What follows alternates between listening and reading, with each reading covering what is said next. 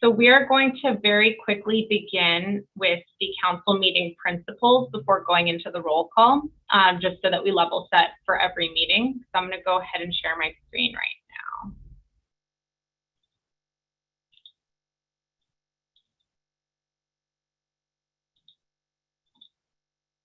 now. Okay.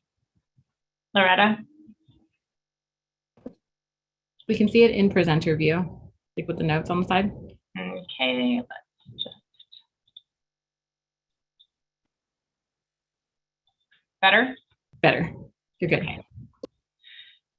So, in order to create a space where participants feel welcomed, respected, and able to speak comfortably, we will uphold the following principles in all convenings of the council. We ask that all participants, which includes council members, authorized representatives, staff, moderators, and the public, work towards sharing in their stewardship. If you are a participant in a convening with the council, we ask that you engage in the work of the council and with others in an open and respectful way. Engage in behaviors that make others feel welcome. Take care of your emotional, mental, spiritual, and physical well-being, and seek support as you need it. Respectful engagement, what does this mean? Affirm the person while critiquing the ideas.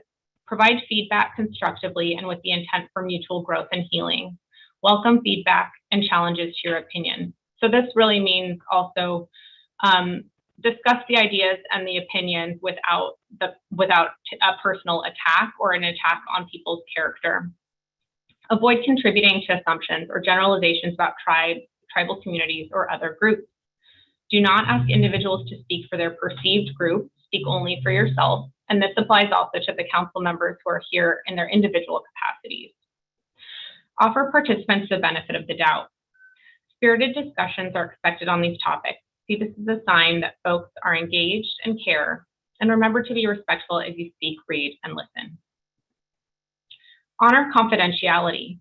Do not share others' experiences or information without permission. And in the context of this work, this really means as we get into the personal narrative and the wellness parts of this council, be mindful of the fact that people are sharing and what they're sharing, what intent they're sharing with. So if they're sharing a story that is personal to them, that does not give you permission to share that story outside of the context of this work, unless they've expressly said that you can share their story. Assume that you have relative privileges and both explicit and implicit biases. Know that others may or may not have had similar opportunities, experiences, and background as you. Recognize that their contributions are equally valuable. For those from dominant identity groups, refrain from contributions that prioritize dominant experiences over those who have been marginalized. Make behavioral adjustments for virtual communication. If you wouldn't say something to someone's face, refrain from saying it virtually by voice or text. Know that use of strong language, capital letters, and exclamation marks can be easily misinterpreted online as unwelcome yelling or aggressive behavior. Remember that tone does not carry via text. People might not realize you're joking or being sarcastic. Leave space for others to engage and express comments and ideas if you have spoken recently by letting people finish their thoughts before adding new ones. And particularly in the context of this work where everyone is bringing their own experiences, their own historical trauma, their own stories, we just need to all be mindful that we're all viewing this work through a different lens and need to make space for different people to engage and to react in different ways. Take steps to ensure your physical comfort. Some examples in virtual meetings include shift your sitting, standing position often, take a purposeful deep breath regularly, raise your eyes to look beyond the screen or sit back from the computer when possible to relieve eye strain, keep a glass of water nearby and take sips throughout sessions. Please consider physically leaving the computer during breaks. Participate as you are able to and adjust your presence as needed, whether that's turning off video or stepping away entirely. It's not expected that all participants will or should be present for the entirety of the council's work. We know and support that you'll take time to eat, take care of your families and pets, but be aware that virtual convenings will be recorded and available to the public. Set up supportive services such as food, water, ergonomics, and privacy while offloading responsibilities, if possible, in advance of convening. Plan for breaks and stick to them. Seek support from your own networks or from provided resources as needed. And please alert council staff to any concerns as soon as possible. Finally, we recognize that participants bring their entire selves and histories with them to the Council, and that topics explored during the course of this work may stimulate emotions and thoughts that would benefit from accompaniment and support.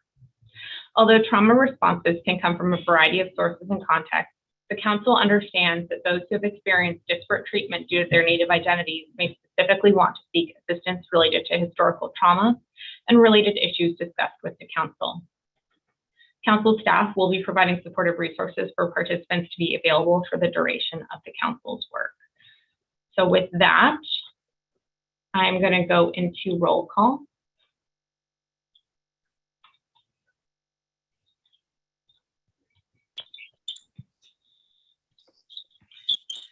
Starting with Central Region, Councilmember Khan. Present. Councilmember Kessler-Mata. Present. Councilmember Maccaro. I don't know what happened. Oh, just a second, Carl. Wait.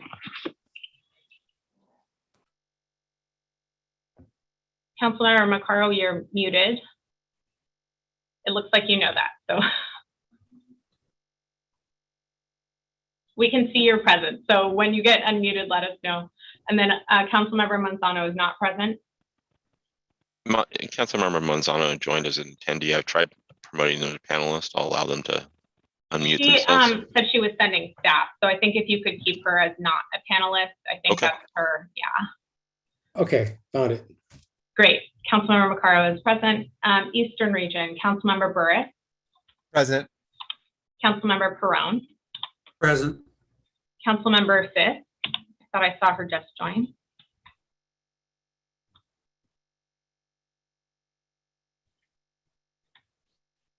Councilmember Fisk, Can you hear me? we can hear you now. Okay. Councilmember Roberts, I don't think I saw, is not present. Northern Region, Councilmember Bojorquez is not present. Councilmember Harper, Present. Councilmember Myers, Here, toy. Councilmember Giovanetti, Here. and Councilmember Giovanetti, you will be a voting member for today's meeting. Southern Region, Councilmember Elliott Santos, Present. Councilmember Lucas, Present.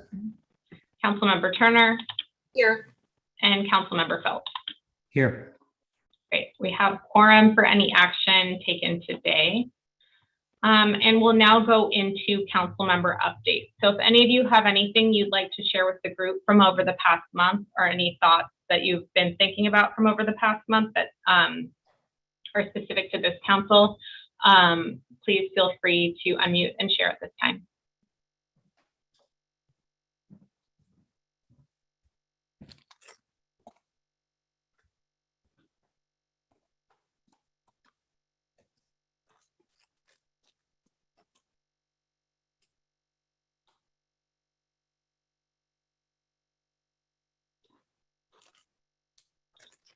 From the videos, it looks like all of you are good. Is anyone off video wanting to share anything at this time?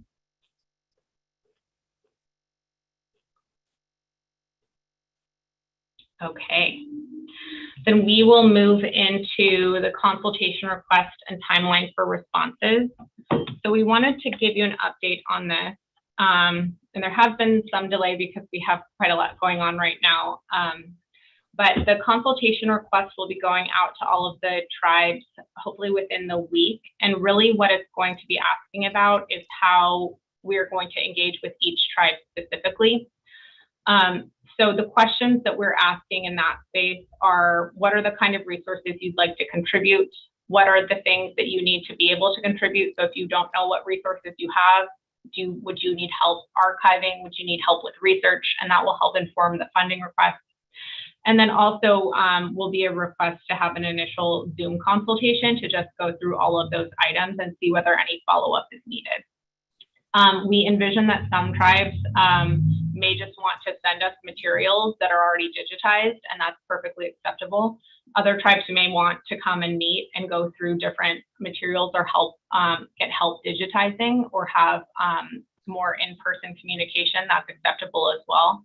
And so really what the consultation request will be is, how do each of the tribes want to engage? We're also going to have a public facing, just it won't be a government to government consultation request, but it will be a public facing call for that kind of information as well from the community.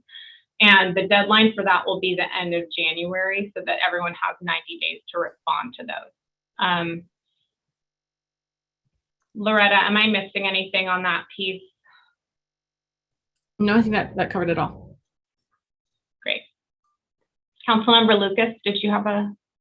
Yeah, I'm sorry, I'm a little bit hard of hearing today. When you live by yourself and you walk out the door, you don't realize you don't have your hearing aids on. So I'm going to have some difficulty today. But I wanted to ask you on this consultation invitation to the tribes, can we really stress to the leaderships if they have elders that were alive and well and in a maturity state in the 50s, that I'd certainly like to meet with them and talk with them. Can we make that request?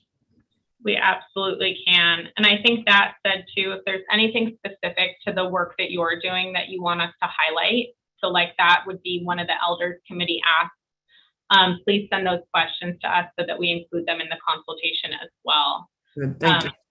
Great. Thank you.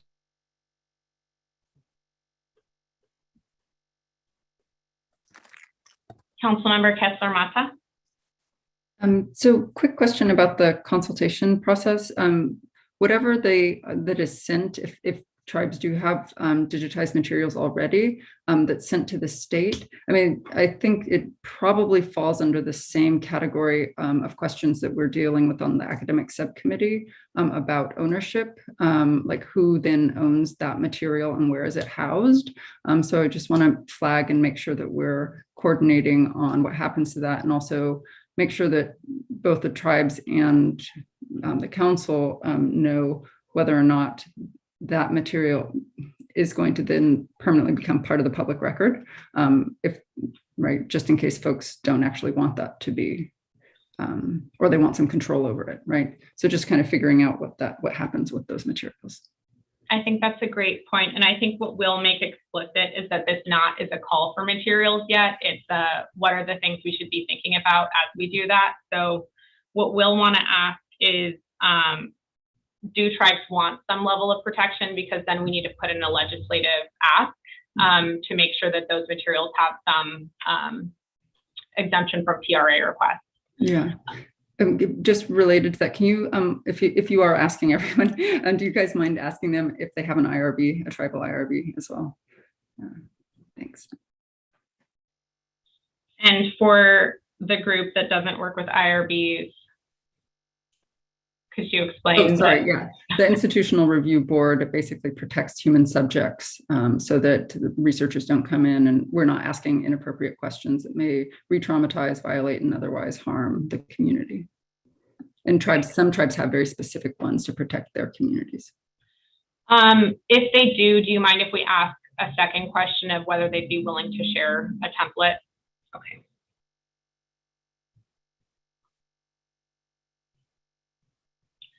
Councilmember Harper. Yeah, I think a couple of things that we talked about in the Elders Subcommittee was we were interested in finding out about the kinds of records and technology that's available to access historical records and photographs. And then along with that, we were interested in maybe some sort of compilation of policies that guide access to state records with different agencies. Great. Okay. And I think once we get some feedback, we'll need to have a bigger discussion about the goals here and what is kept for like posterity, but more private facing, and what is kept for public review because the goal is public access. So I think that's just something to think about. Okay. Other thoughts? Any questions that you'd like to have go out? And anything that you can think of that some tribes have and others don't that we might want to ask about getting some templates pulled for. This is Joe. I was thinking about one particular infamous case involving a man who was Tolowa and Tututni. It was a federal lawsuit in the early 50s, but the trial was held in Portland. But I think he was an enrolled like Siletz Indian from Oregon, but he was also a California Indian. So his ancestry straddled the California-Oregon border. But that case would be really interesting because federal BIA employees went to prison over collusion to steal the family's allotments. And some Indians who were not BIA employees went to prison. But I guess access to federal records, like files of lawsuit, famous trials like that, maybe could be helpful. I know the name of that particular case, but I've never seen the trial thing myself, the transcript. But that can't be the only case where that, those kinds of histories might be instructive of, things running afoul of the law, tribal people being violated, California Indians being violated. The historical piece, the old stuff but that criminal behavior happened in the late 40s, 1940s. But it's not ancient history. It was in the life of, like people from my tribe. So maybe, so I'm not sure if a template would fit that. I was thinking, there's an Alaskan tribe, and I can't think of it, where they work with anthropologists, but I'll just a real thumbnail sketch of their template. Their template was, okay, you can come and interview our people about their hunting practices, the elders, but whatever you write has to be brought to the community center, and every page of it has to be put up on the wall in large print for our membership to comment on before you think you can take it to publication. I thought that was really, really instructive, really creative way to make sure that the culture didn't feel abused by anything their elders had shared with outsiders, academics. I can't think of the name of the tribe, I apologize. But I thought what a creative process that they used in allowing that to happen, their people to be interviewed.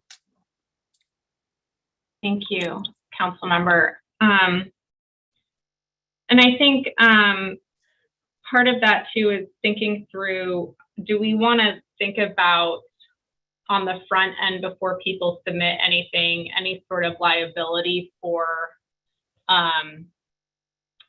wrongful use of information submitted? I can think of, both, academic integrity issues, but also,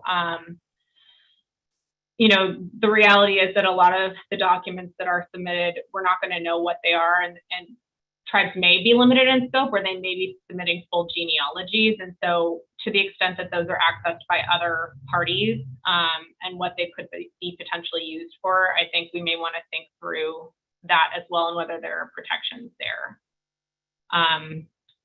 Because we've had situations, I know, where I think all of you probably have situations within your own tribes where elders have been extracted of their language, their stories and everything, and then no benefit was given to the tribe or their families. So I think we don't want to set up a model where that could happen. One other thing that we've been chatting about internally is when individuals are brought up and individual tribes, what kind of protections around that do we want to think about, just because, or how do we want to think about integrating that into the work here? Because where it's an individual and it's potentially false or defamatory, there's still liability attached to that. So how do we integrate that where there may be potential issues with people telling, first person narrative about a family, for example, that then impacts their reputations in a way that's not in the best light. So there's things to think about. Mhm. Christina, this is Joe again. When poor Arnold Pilling was alive, Dr. Arnold Pilling from Wayne State, Detroit, for years he came and interviewed Yurok elders about their family trees. So I imagine he had hundreds, if not thousands, of pages of genealogy taken right from these sources. And I know the way that he dealt with that, as he anticipated and planned before his passing, was that they're all those records are sealed for 50 years after his passing. Maybe that, if we could consider something like that, or at least look at it, or, have a healthy discussion on how to protect that kind of information.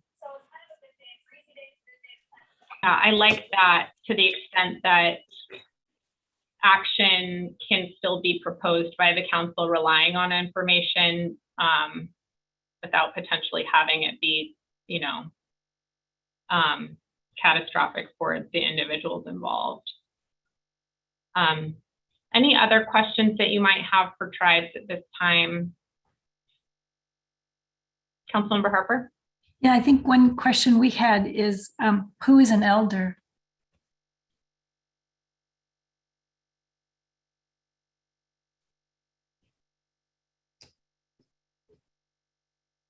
And I know the youth council is also still wondering who is a youth. So Yeah, thanks. we'll ask that question too.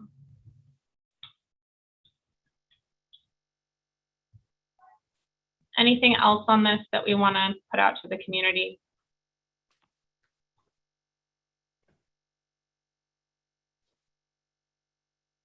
Christina, just as a side note, we've often talked about how the consultation processes themselves tend to task a lot of tribes that especially are smaller and have less infrastructure.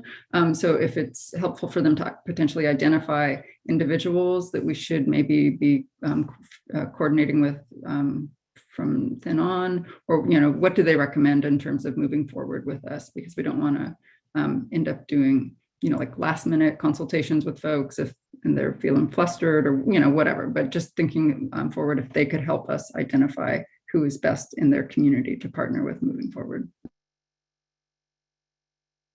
I think that's a great point. And then, sorry, before you go, Councilmember Burris, I think we'll have like an also, do you have needs in order to consult effectively? Because I know that's been something that tribes have been telling the feds, because there's been like a million consultations, but like not enough resourcing to be able to do all of it.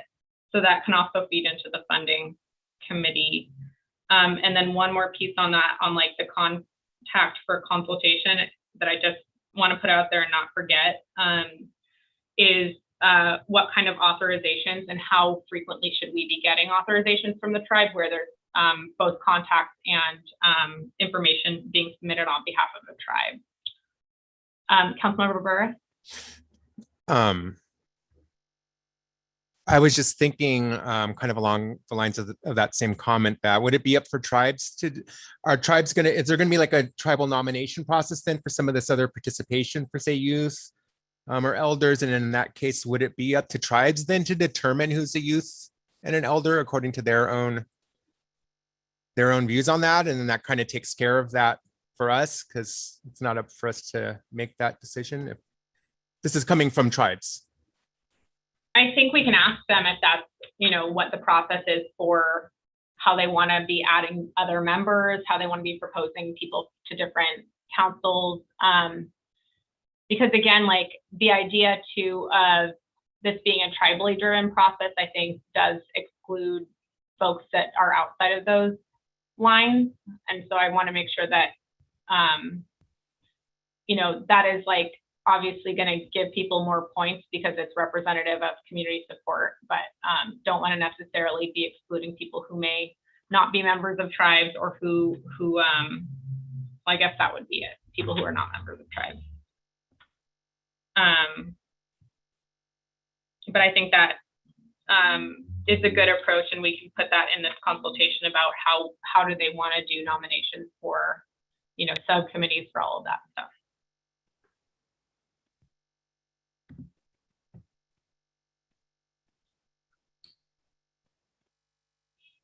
Councilmember Harper? Yeah, Christine, I think this kind of dovetails to what you were saying, but I just didn't want to miss the chance to say it. And that is, we were interested in trying to find ways to engage and provide outreach to elders, and particularly identifying tribes that have elders programs that would really help us get started with particular groups rather than just in general. So we thought that might be a good way to start.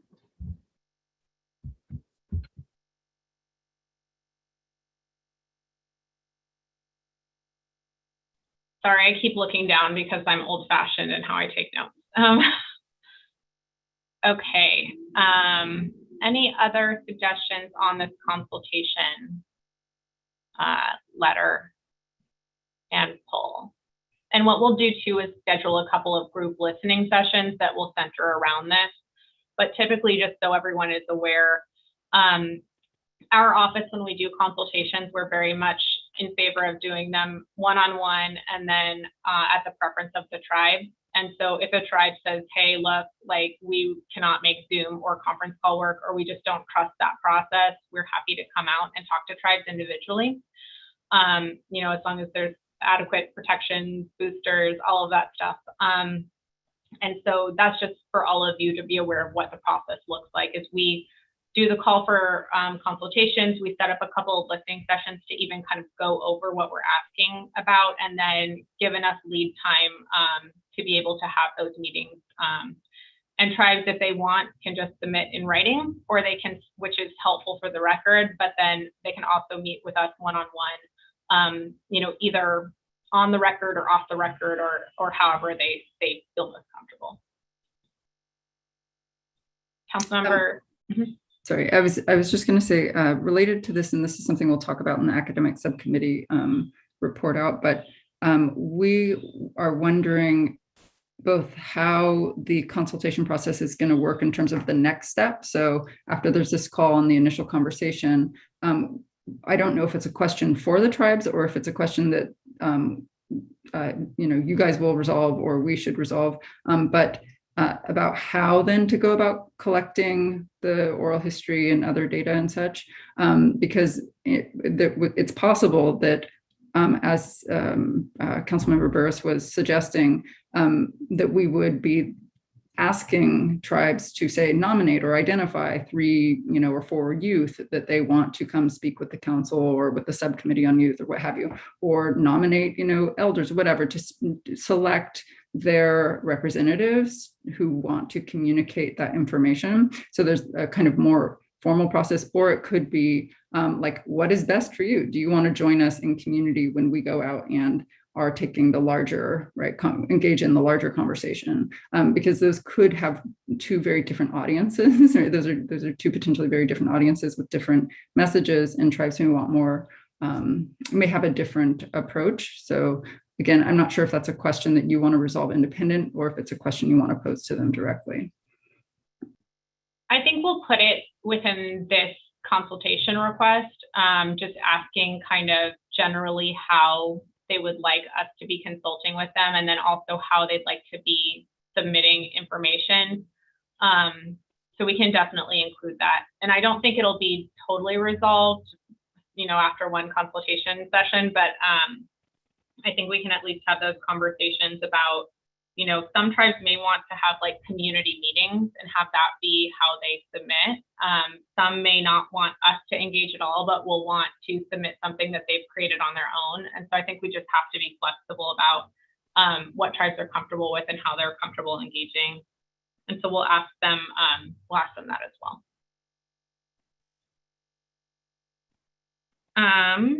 Any other items on this request? And again, consultation is ongoing. So if folks don't get back to us by the end of January, that's not going to be the end of the world, but it'll help shape how we move forward. And I am going to open this item up for public comment if anybody has any thoughts from the public. And again, for public comment, you raise your hand, and James or Justin, whoever is taking the lead, will call on you, and you'll have 3 minutes for public comment. And public comment on this specific agenda item. Yes. And just if you are on the phone, #2 is how you would raise your hand. And again, the item is their consultation request and timeline for responses. So if there's things that you're hearing in the public and you'd like to add that to our consultation request as something you think would be helpful, we would love to hear from you.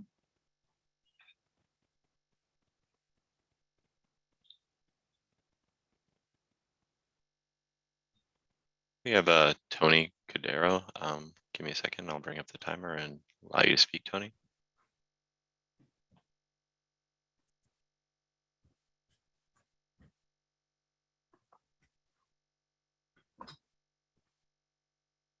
Tony, you should be able to unmute yourself There now. we go. I got it now. I just had a question.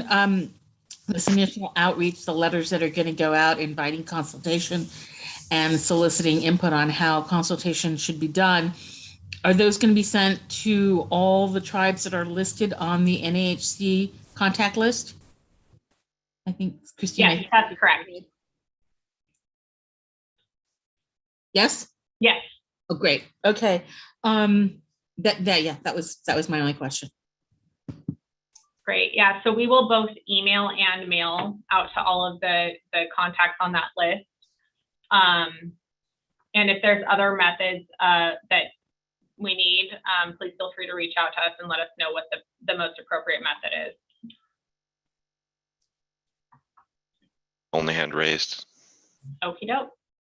Then we will move on to item 6, subcommittee updates and community input.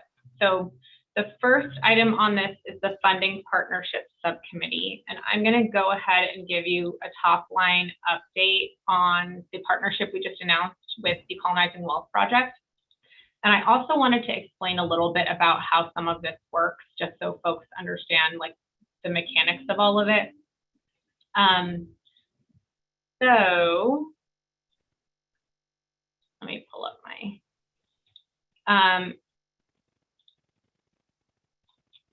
our office is responsible for kind of basically putting together all of the things that you all need to do the work.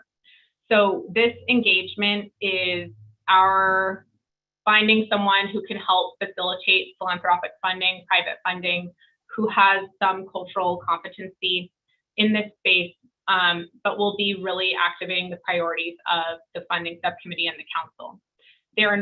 We don't have a contract, and we don't have, we have an engagement summary, which I'll go over. And that we'll also have the funding subcommittee meet with them next week, I believe is when you're all meeting with them. But it's basically an informal arrangement for us to work in partnership to help stand up the work of this council and focus on a couple of different needs that we've heard from all of you throughout the process of this year. They are not the exclusive way of funding. So if there are other partnerships that you'd like to have with the council, or if you'd like to do independent work outside of DWP, you are perfectly, that's perfectly acceptable. But they are an avenue for us to be able to get funding in and quickly out to the needs that you've all outlined for them. Just to back up a bit, for us to raise money on the state side, it's really challenging to be able to do that and process and get it back out really quickly. The state has a lot of bureaucracy. I don't know if you all are aware of that, but it's like bogged down quite a bit with bureaucracy. So this is one of the ways where we can help move things quickly along without our fingerprints too much on it, but still while informing the work and making sure it's aligned with your work. To the extent that this engagement doesn't reflect your values and your priorities, you can tell us to scrap it and we can look elsewhere. So I just want you to understand that we have a lot of flexibility here, but also that they are very much invested in doing a good job for all of you.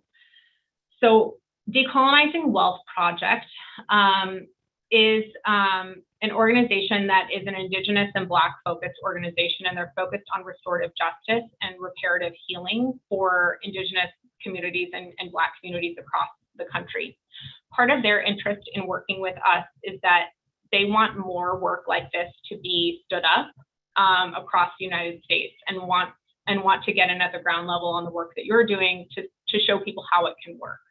So They're going to be doing a number of activities that they will be responsible for with respect to philanthropic engagement for and the development of specialized communications and storytelling deliverables about the Truth and Healing Council. And so the first piece that they'll be doing is convening and facilitating a group of California-focused philanthropists and donors to build relationships and serve as ambassadors for the work of the council across the philanthropic sector. Develop and execute a grant-making program to support the engagement of Native American families in the healing opportunities presented in this process and advance the broader initiatives of the council. And galvanize philanthropy to support the recommendations from the council's report. So they're going to be both funding the work of the council, funding the community that engage in the work of the council, and then funding or matchmaking basically with funders to fund some of the recommendations for reparations and restoration that come out of your work. The second piece is narrative change and digital storytelling. So their team of communications and social impact strategists will lead, produce, and direct the delivery of a two-part communications effort, which will include a strategic narrative change campaign, so a big comms campaign designed to bring awareness to your work and advocate for truth and healing action in California and beyond. And then they'll also be creating a digital storytelling asset, so either a docuseries or a documentary that highlights your journey and the progress that you make in this space.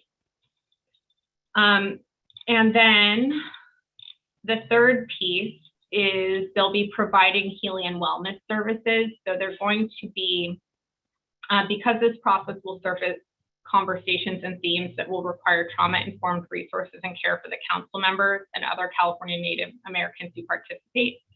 They'll support in the creation of a healer collaborative and the ongoing delivery of services and resources. Given the expansiveness of the work, healing partners will need to be engaged across California, and priority for partnership will be given to California Native American-led healing organizations and groups. So they'll be helping get the funding for that and then creating that collaborative to be supportive to all of you, but also to all of the participants in this space. So we have monthly check-ins with this group. We are also, at this point, going to be looping in the funding subcommittee to start thinking through the priorities to fund for the community engagement, but also if there are pieces that are coming out of your work where, for example, let's say the academic partnership subcommittee identifies that we need, 5 fellowships at an institution that Native led and it's going to cost this much. That's the type of thing that they could be partnering with us to get done very quickly. So I'm going to pause there, and if anyone from the funding partnership subcommittee wants to add anything, or if Loretta, I missed anything, I am happy to explain more.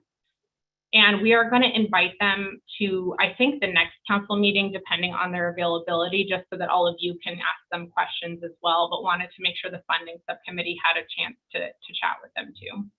Councilmember Macara. Thank you. Thank you, Christina. I have a question or two about the process side of this, reserving any judgment about Decolonizing Wealth Project.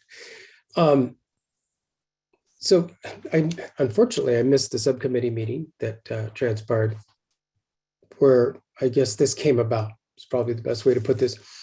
It feels like there was a selection of DWP by the subcommittee, or no, not by the subcommittee, or maybe a pre-selection of a DWP somehow.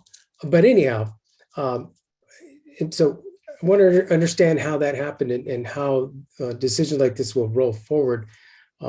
Generally speaking, in subcommittees, will at the subcommittee level, will engagements be made?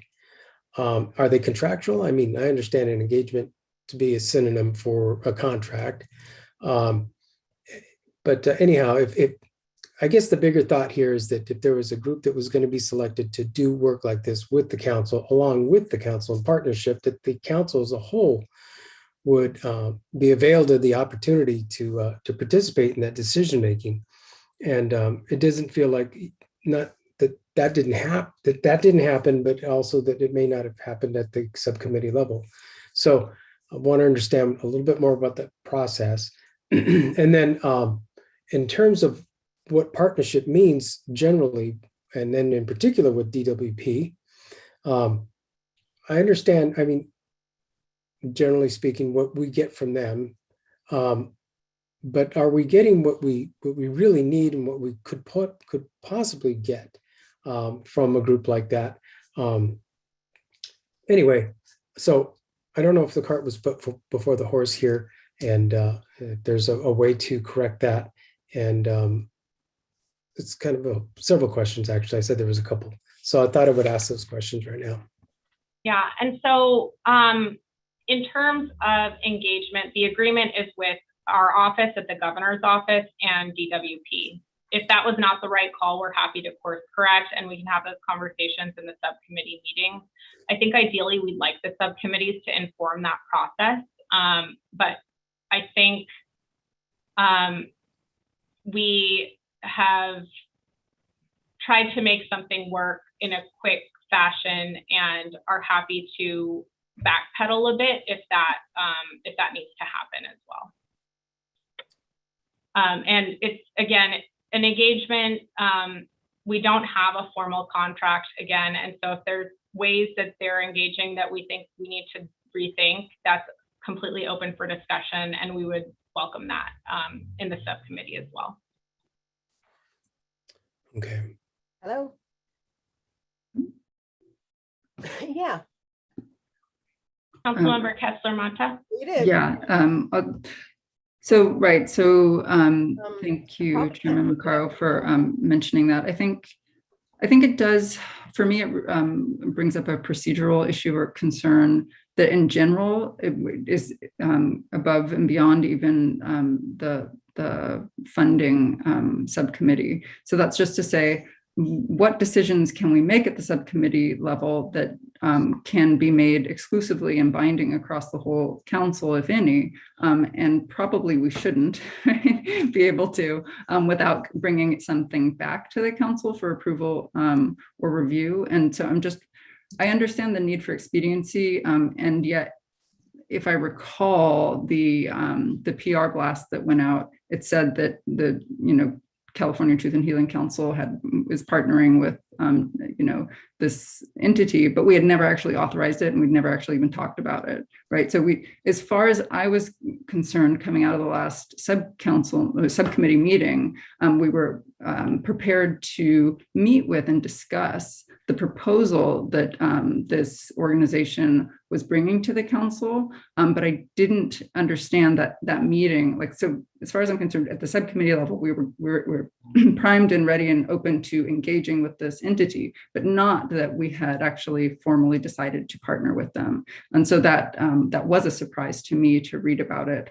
And I just, if the Office of the Tribal Advisor says, hey, but this is our terrain, we entered into this agreement and that's fine, then great. That's for the Office of the Tribal Advisor. But the press release, I think, suggested that it was actually the council that also was, kind of participating in that. And insofar as, there are things there that you listed off in the content that I think we probably do need to discuss as a council, for even the storytelling, right, that highlights the journey of the council. What kind of rights do we have over our own image and representation as is shaped in that narrative, right? I'm not particularly concerned, like whatever, I'm an open book, but like I do feel like there are issues, right, that inevitably will come up, and we should be able to say, yeah, I do want to participate in that, or no, I don't, because that could potentially have a very long-ranging impact on us as individuals or in our communities. So little things like that, like I'm not saying I'm opposed to it. I just think procedurally we need to kind of maybe be able to talk about those things and whether or not we want to sign up for some of that stuff. And last thing I'll say is that I do think that perhaps going forward, it would be good for us to think about assembling an advisory or partnership with an assortment of major funders in California. I heard that the first thing that the DWP was interested in doing was convening and facilitating funders. That does put them in a gatekeeping position, right? It also, if there may be funders. I don't know the philanthropy world well enough to be able to say who's friends with whom, right? So I don't know if they have good relationships with, Haas or whomever, like, I don't, Correct, right? I really honestly don't know. That's not my terrain, but I do know enough to know that we have to be careful about just committing to one relationship with one group with the potential that it could alienate us from other funders. When that's about their reputation management, we need to be independent, right, of any one entity. So those are just a couple of things I wanted to make sure to bring up. Thank you.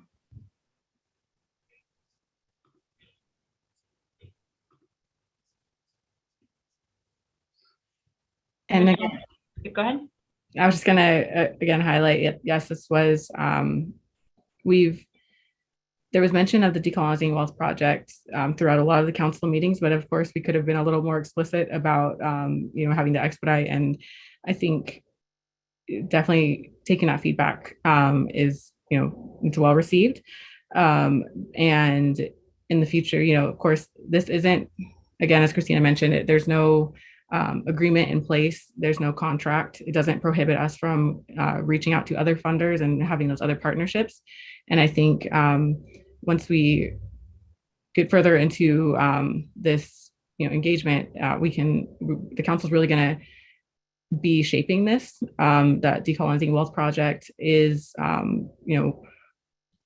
they're going to work under the direction of the council. And as far as the philanthropic partners. And I think the overall goal of this is to see what those community needs are and how to improve engagement. And, if there's certain tribes that need recording equipment to capture these narratives, stuff that we on the state end have to go through many, hurdles and bureaucracy to get. I think this is going to be a good partnership, but of course, definitely hear the feedback and we will be more mindful.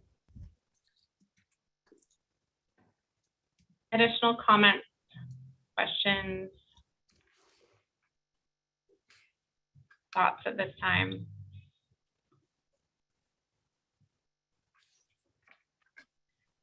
Okay, so one of the things that again, they're meeting with the subcommittee in this next week, I think, and so that they'll be working through more of the specifics and engaging with the council and what that all looks like. But one of the things that they are, or that we want them to create by January is that community fund, so that communities can apply for and be able to engage fully in this work, starting in the first, hopefully, public meeting in March. And so those are some of the priorities that the subcommittee will need to work through. Councilmember Macaro? Yeah, and so as I preface my remarks, this was not my comments were not intended to address the substance of a funding partnership. And that said, I don't want to throw the baby out with the bathwater. So this evolving or developing partnership with DWPs, but one of who knows how many there might be down the road. So I would just like to make sure that we have a process that is as transparent as possible and also allows the council to have the opportunity to weigh on not just the subcommittee, but the council before we actually lock down an engagement rolling forward. Thank you. Understood. Thank you. Additional thoughts, questions? Okay. And again, I think with all of this, we're kind of learning as we go. So we are happy to course correct. We're happy to make adjustments as needed. And where things aren't working, we're happy to pull back and, reorganize and do something different. I think that's the challenge of doing something that has largely not been done before. And so, where it looks like things are going south pretty quickly, we're happy to just pull back, figure something else out and see what will work. So we really appreciate the input and the comments. Okay. At this point, is there any public comment on this agenda item, which is the funding Partnership Subcommittee. And this, again, as we mentioned in the listening sessions, this can be kind of anything as to priorities that should be funded, needs that the community has at this time, anything that you think that the council should be thinking about standing up that could use funding and support. So we'll open it up for public comment. And again, it's 3 minutes and you can raise your hand. And so if any attendees, if there's anything you can think of that would help, help you engage better in this process, any sort of unmet needs, we would love to hear that too.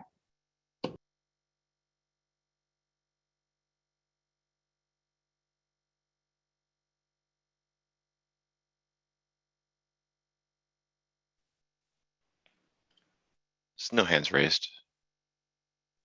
Okay, then we will move to the Youth Council. Loretta or any of the council members, would you like to give an update on this one? Otherwise, I can go into it.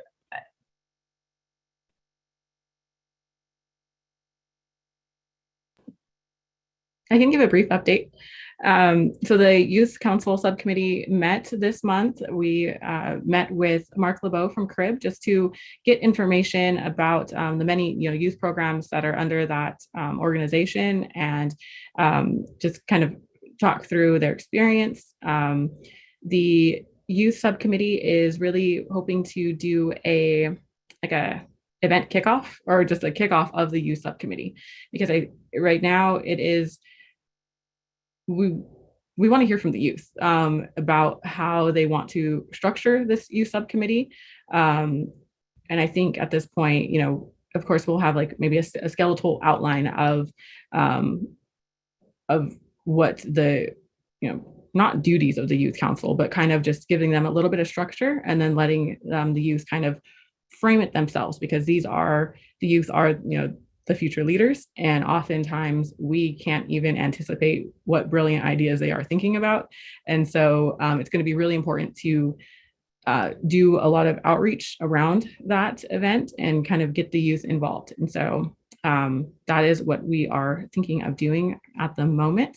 And any council members want to jump in, feel free to.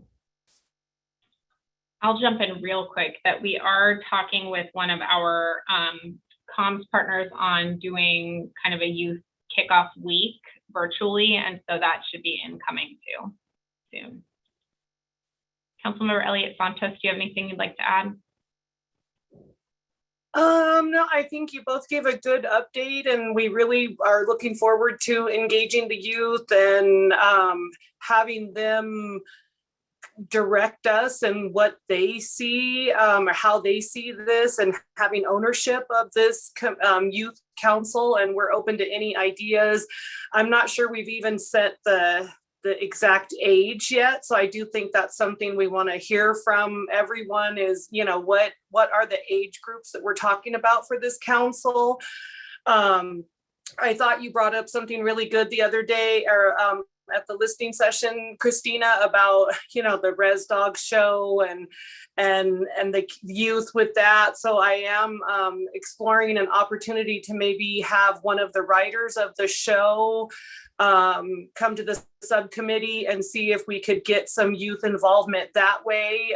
He's from a local Kumeyaay tribe, and so I'm hoping he'll agree to come and meet with us and see how he can help us encourage the youth. And so we're still open to any ideas that will help that engagement process.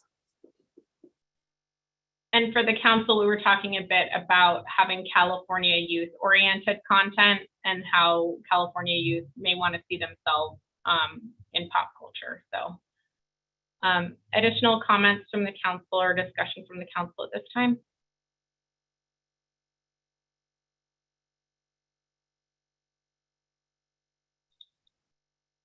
Okie doke. Any public comment on the youth council?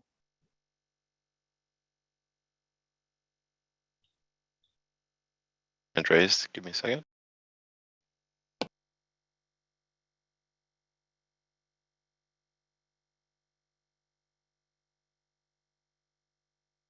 Tracy, you should be able to unmute yourself. sorry, I saw another name up there. Actually, it's my daughter's name. I'm Pam Gonzalez. I'm in Wintun Homeland, Wintun Concow, Hutchnum.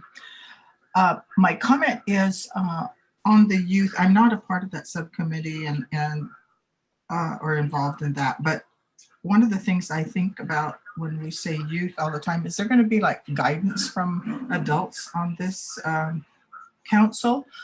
And the other part is something that I get, it bothers me. I'm an elder. It bothers me when I don't hear anybody guiding them into reciprocity.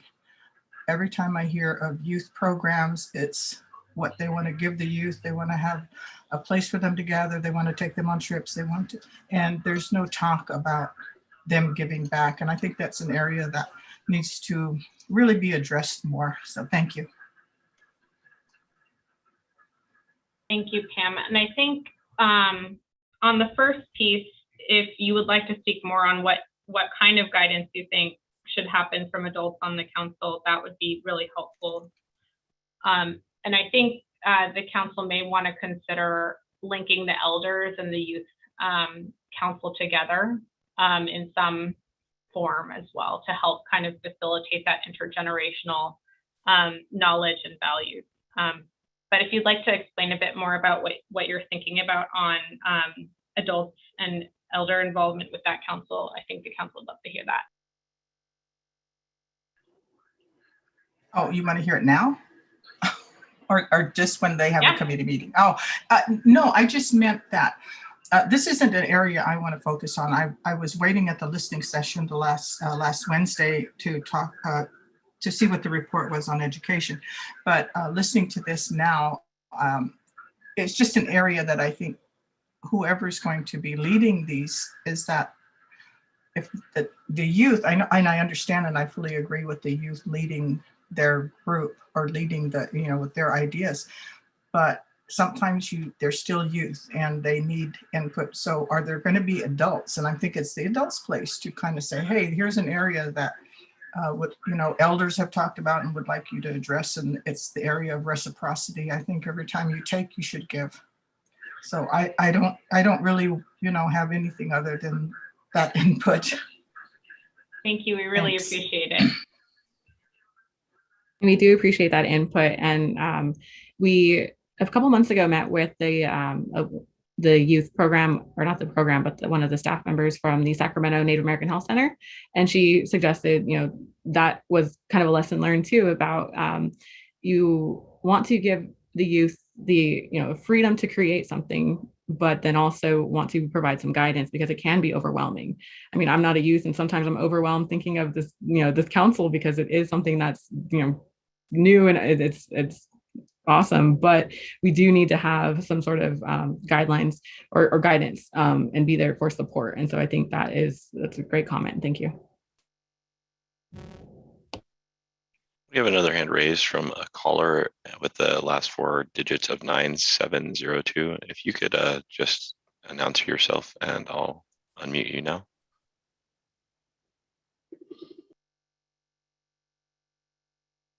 The caller at 9702 should be able to unmute themselves. Am I unmuted? You are, but you're a little quiet. If you could speak up, that'd be helpful. Oh, great. I'm on my car phone. Last night I discussed about hooking up with other tribal services like TANF or Indian Health Services, because a lot of times we don't get the information, and a lot of our people may not be hooked up with TANF or Indian, which we will spread within our tribe. But there's a lot of outstanding Indians that aren't part of these systems. Is there any way to where you can notify TANF or Indian Health Services this is going on for the youth? In other words, communication. Like, I live in an area where there's 6 recognized tribes, and there's probably the same amount of unrecognized tribes. And a lot of our people don't or do not get information through anything. So I guess just communication, opening that door with TANF or Indian Health Services. So a lot of our people are registered with them. I'm looking at a broader participation by some of the tribes in my area. Thank you. Thank you. And for those of you that couldn't hear quite well, it was broader communication with TANF and Indian Health programs so that we have more awareness for the youth in engaging with this. And I think we can definitely do that. We have just expanded one of our partnerships with a small Native-owned comms firm. So at least from our office, we'll have a bit better ability to do that targeted engagement. And then, you know, we can kind of see whether we need to do more of that or whether that's effective. So we appreciate that comment.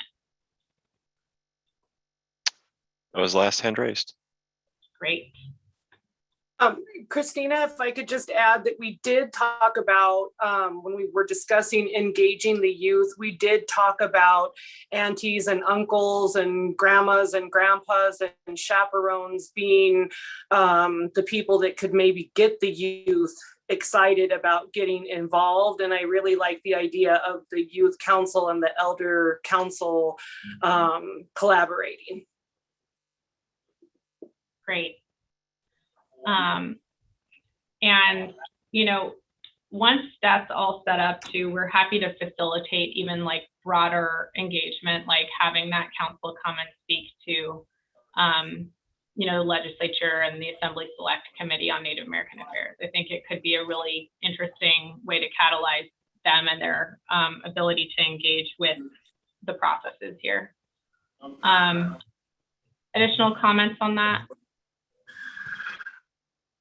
I appreciate this is Joe. I appreciate the last gentleman's comment about engaging youth so they know what's out there. Like he provided the example of TANF, but I was thinking also, I think he mentioned IHS. That is so important because I can't believe it. I thought I was a little bit in the know, but then at about age 60, I discovered a thing called purchase referred care. And I wondered myself, you know, the last 11 years, how could that possibly be that we could have any enrolled California Indians and not have people really versed in purchase preferred care, what that means as far as a modest level of services available beyond basic care from our Indian Health Service clinics. And I don't think that I appreciate his comment because I'm sure that a lot of people or young people are in the dark, youth, about any of that. But I was thinking also, I think what he's touching upon without saying it, it makes me think about, okay, there's such a thing as being a tribal member, but what about being a tribal citizen and actually really understanding, being able to appreciate what it means to have a fuller participation in the not just the culture is central, it's really important, but just in what it means to try to uphold and participate in the services, uphold the government's responsibility to whatever service delivery systems that state and federal government have created. And, you know, it touches upon what does dual citizenship mean, because by definition, all enrolled Native Americans are dual citizens of their tribe in the United States. And so I think those are potential healthy discussions, and that we'd like to elevate the awareness of our young people to be able to appreciate that. Because one of the worst things I ever heard was a person complaining for her friend who was attending the California State University campus. And she said, well, my friend doesn't know anything about her tribe, but she gets a check every quarter for her scholarship for tuition. It just makes me cringe to hear stories like it. She said, my friend has no idea why this money comes to her. So I wanted to say, are you complaining, or is your friend happy, or what are you trying to say? But really, you know, it's just the tragedy of somebody having no clue about what they're entitled to and what that came from. Thank you. Thank you, council member. There is one more hand raised from the public if you want to take it. Mm-hmm.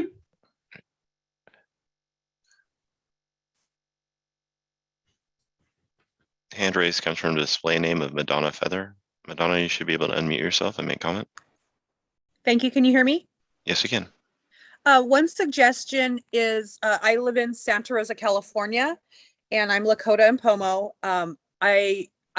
One of the boards I'm on is the Indian education with the Santa Rosa City School District. So I don't know if that's a whole California thing, but Elizabeth Billy is the one employed worker with the Santa Rosa City School District for Indian education.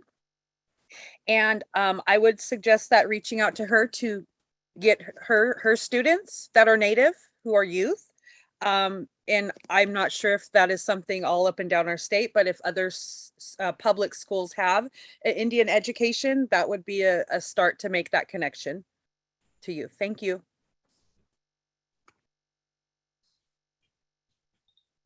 Thank you. We will work on connecting with Elizabeth, which I suspect is a cousin of mine. So we'll reach out to her and see if we can plug into that as well. Councilmember Lucas?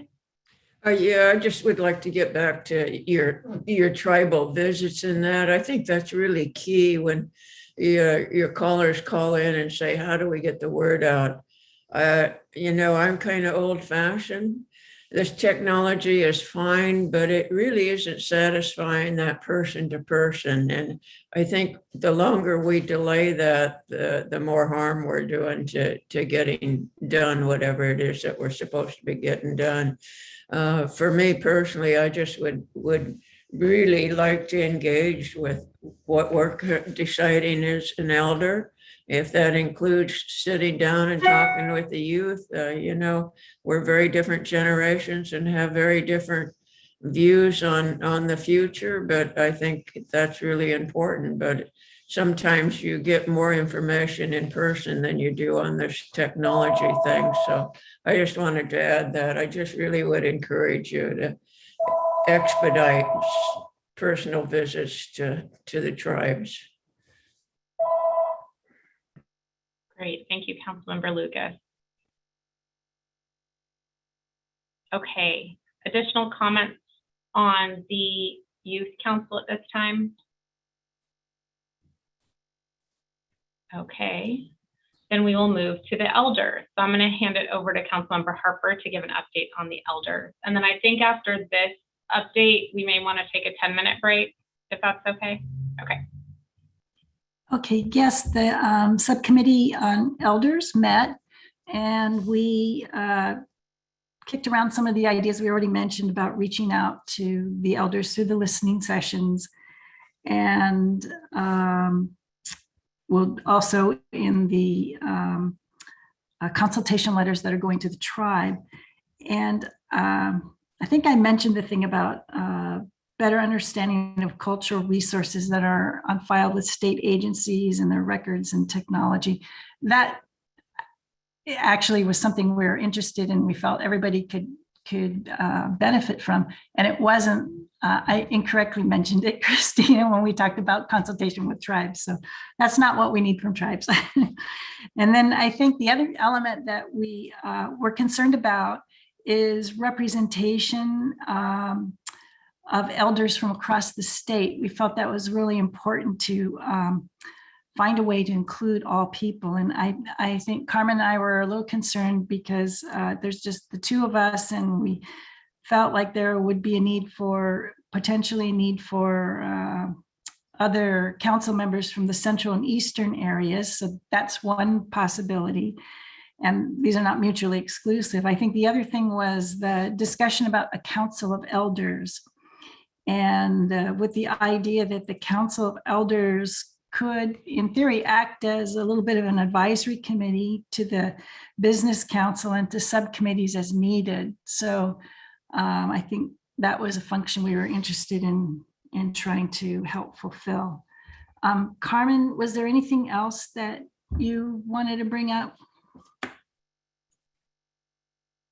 That's a good summary there. Somebody's trying to write me a note here so I can articulate it, but That's okay. a difficult time here today. I'm not real sure. I do want to emphasize that I'm very, very much aware of the number of California Indians that we have up and down this state.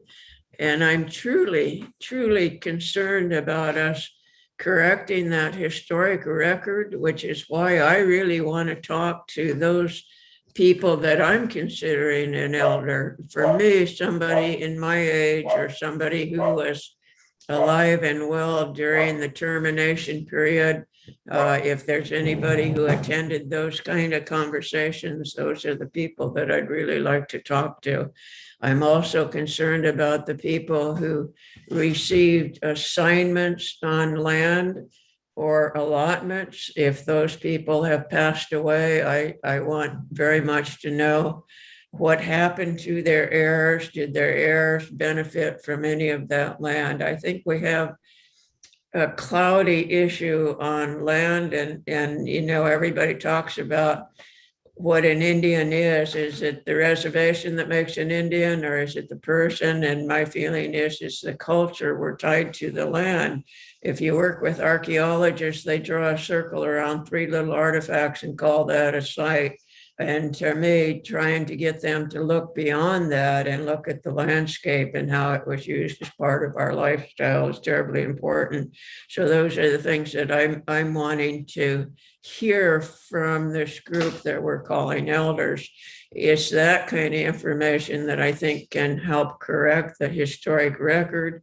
It's that kind of information I would hope that we can instill into our youth, that the culture is still alive and well, and that spiritually many of us still care about it. Let me just have just a minute here and try and read this.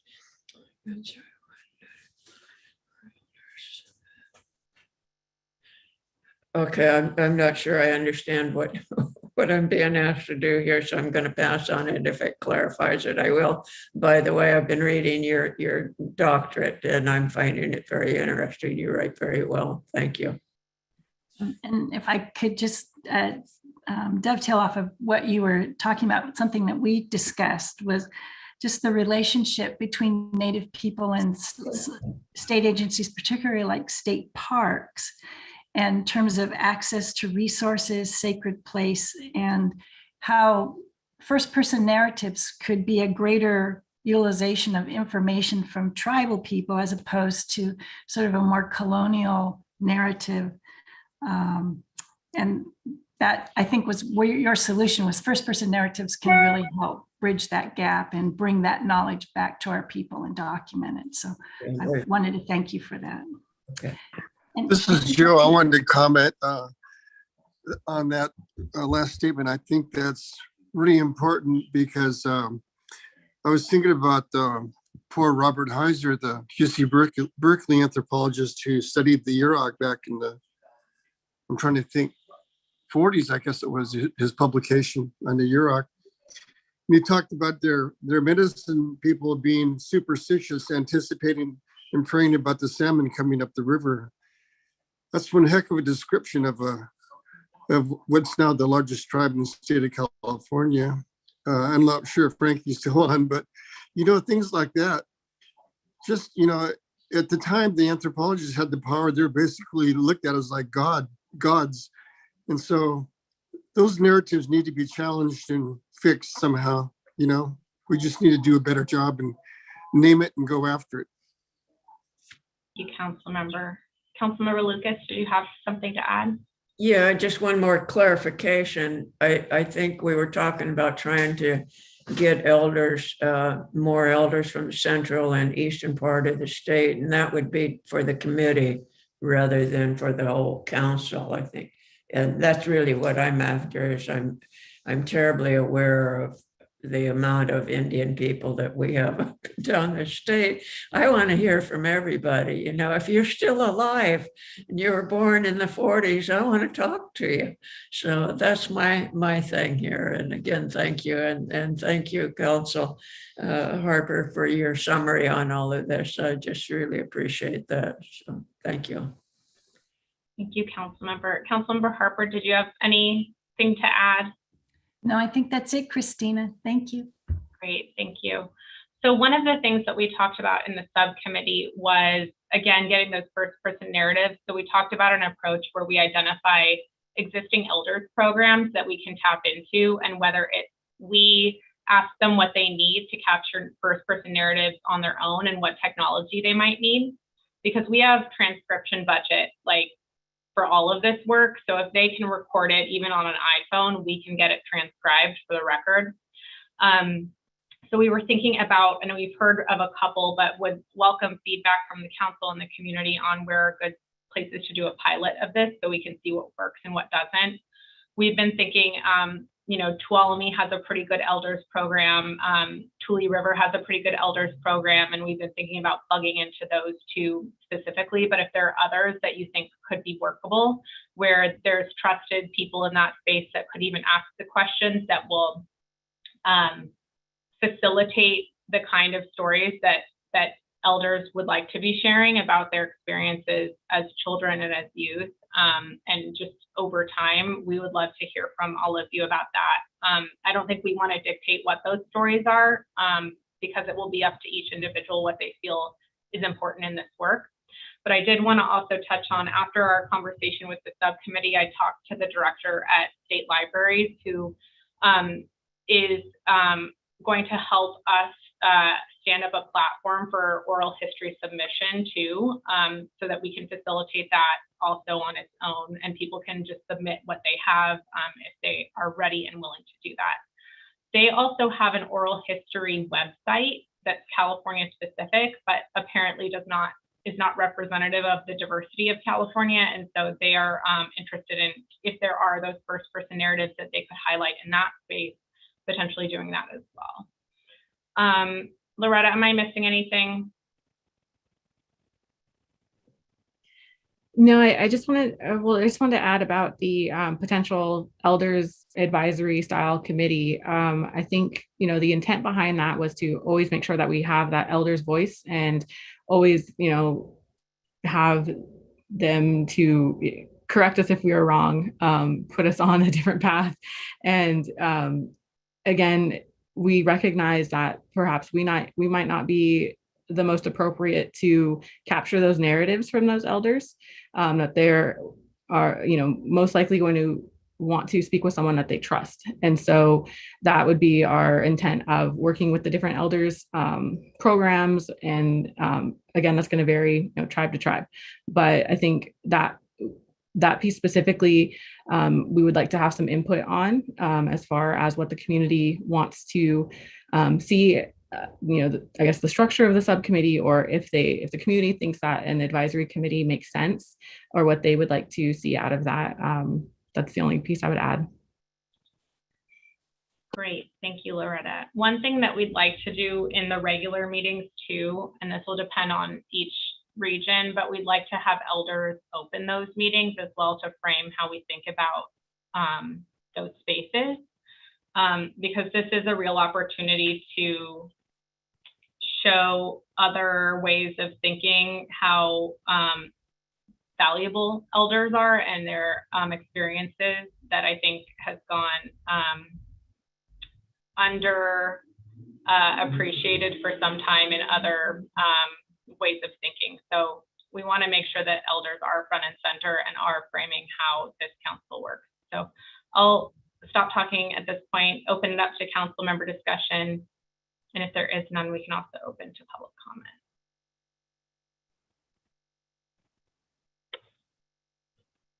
Okay, public comment. There's a couple of hands raised. I'll go ahead and call upon them. Again, it's public comment on the elder subcommittee. First hand raised is Christian Trigueros. Christian, you should be able to unmute yourself.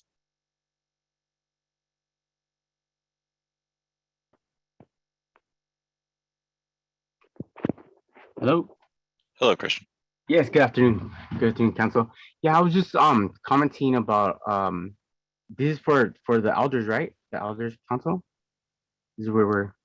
Yes. Yes.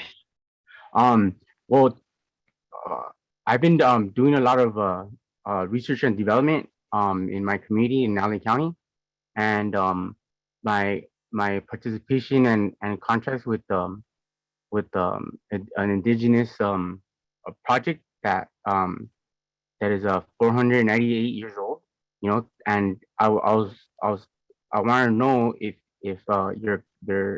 your council or any guys know the heritage in Mexico and how it relates to the indigenous or the Indians here in the northern part of America. If you guys um have understanding of how the missions when they were established, and um like the principles of having um those tribes um established in those missions, and also um towards the annual events that they would have, you know. So and from from from my experience and my parents being from Mexico, they're in their town, they have a really rich history, um and so they preserved all that Indian and indigenous culture, and it's when well, here in California, as far as my what I do, um, the annual events are basically a preservation of the history. It's like there are processions, you know, so and dances and you know the festivities, and with all that research that we have um about the Aztecs and all that stuff, um we I see the um I see that right now at the present point, we're having a healing, um, and hope, events, right? And I think it'll be good to have the participation of all the Indian, all the tribes to collect um uh, themselves at their I say the local um jurisdiction, I guess we say, um, within their archdiocese, you know, um, so so that they will be able to do everything you guys are talking about, you know, like to have their own committees and you know, independently do what they're doing, but it's on the same topic of festivities and healing, you know, of um a heritage that united the Europeans and the Americans, you know, and you know, it was it's very important for us to be on the same page or recognize that history so that we have a peaceful resolution towards like, hey, you know, there was a preservation of the indigenous people, you know, so those the history that is in the middle, like in 1900s, 1917 to 1930s, you know, what one of the council members was talking about, that has the like, there's a lot of documentation as far as with one of my organizations, that they preserve the really horrific, you know, episodes of the you know genocides and you know killing of priests, you know, killing of bishops, killing of Christians and Catholics and you know indigenous, you know, people. So like there's a um there's history that that needs to not just um be told, but it's I say the families are still preserving all that culture, you know. So there's still some type of enemy, but um uh, an opposition towards the indigenous, you know, or and you And know, Christian, I think we're a little over on the time, but appreciate your comment. Oh, I'm sorry. I'm not sure if I got my point across. if I had anything. I'd like to respond to that. Okay. This is Joe. Go ahead, council Still there? member. Yeah, you know, his comments partly made me think about the story about Delphine Cuero, who I believe was a Degano. Maybe Tishmil could help me with that, or Mark. But I think that's a really part her narrative of her life in San Diego County and their family visiting their indigenous relatives down in Baja. That's really, there's some really nice analogies, kind of what he's talking about, showing even though they had a language barrier, their singing they could recognize, and it just underscored their connection, even though their families had been separated for decades or generations, not generations necessarily, but decades. But it was all there in spite of the language barrier when they visited down in Baja. So I think that, yeah, I think he's right. There's probably innumerable ways that that connection is there. And I think that would be powerful because some of our tribal kids or families, carry a certain amount of shame because there's so much discrimination towards Mexican Americans throughout the Southwest and California to an extent. And so that would be healthy to maybe look at narratives like the one about Delphine Cuero and other California Indians. Could be very instructive to teach and to share those stories, those narratives of the success and the resilience of their families in the spite of, kind of really extreme odds, but they persisted and scratched out honorable lives, like most of our ancestors have. Thank you. Councilmember Joe, I would just defer further south to Chairwoman Elliott Santos and Councilmember Lucas. Delfina Cuero was from, I think, more their country, Kumeyaay country. Oh, thank you. Oh, that's right. Thank you. It's been so many years since I used that book.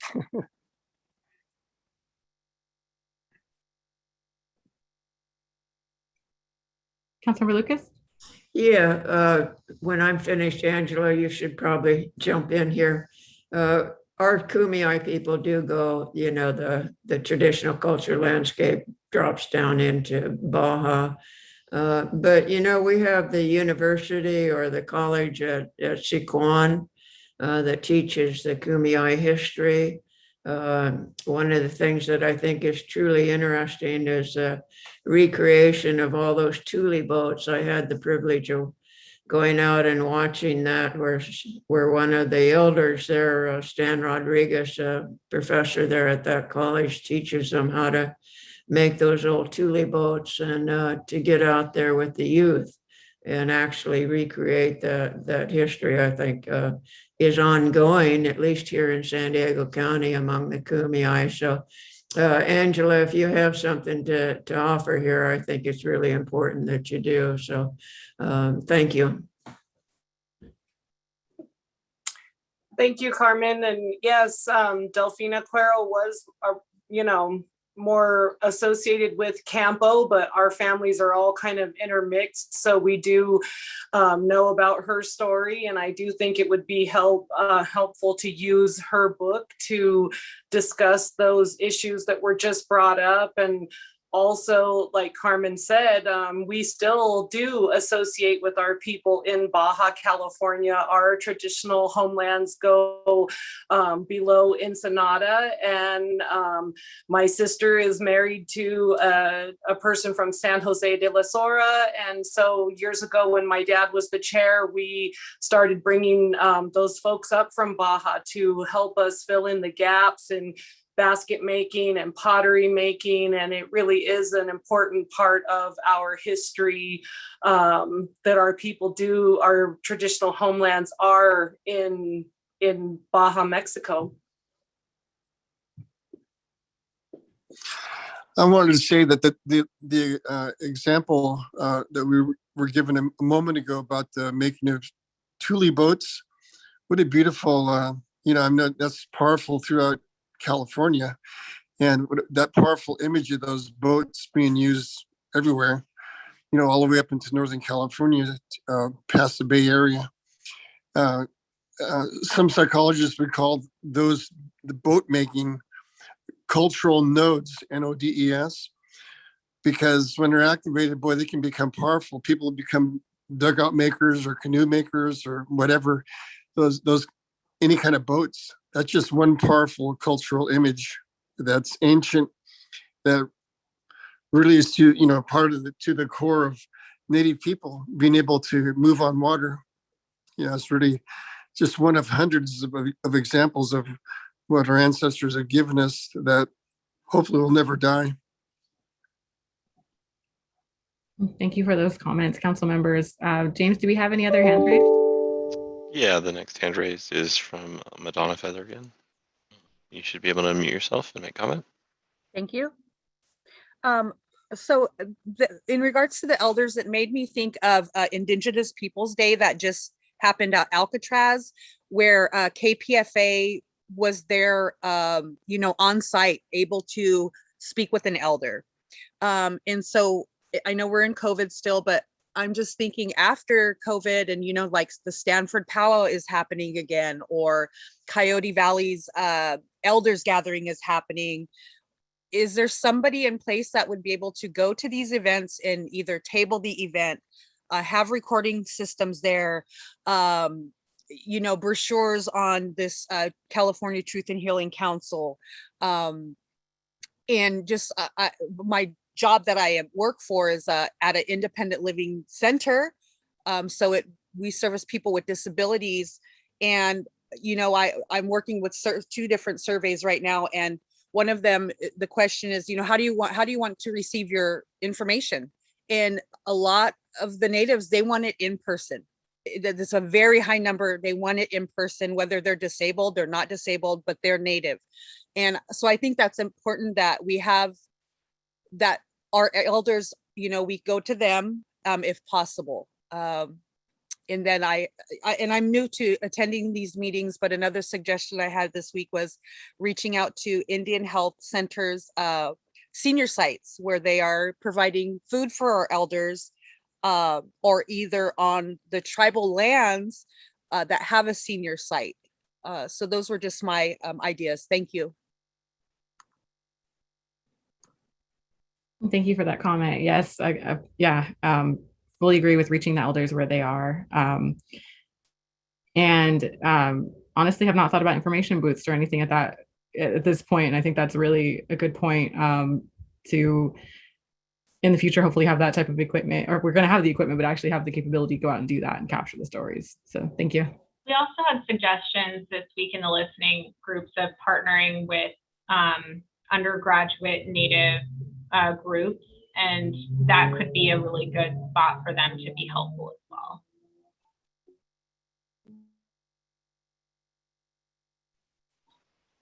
This is Joe again. I don't want to volunteer, but I'm sure we could probably, like I was thinking about any of our California scholars who've actually done quite a few interviews of Native elders, any place in the country, but especially California.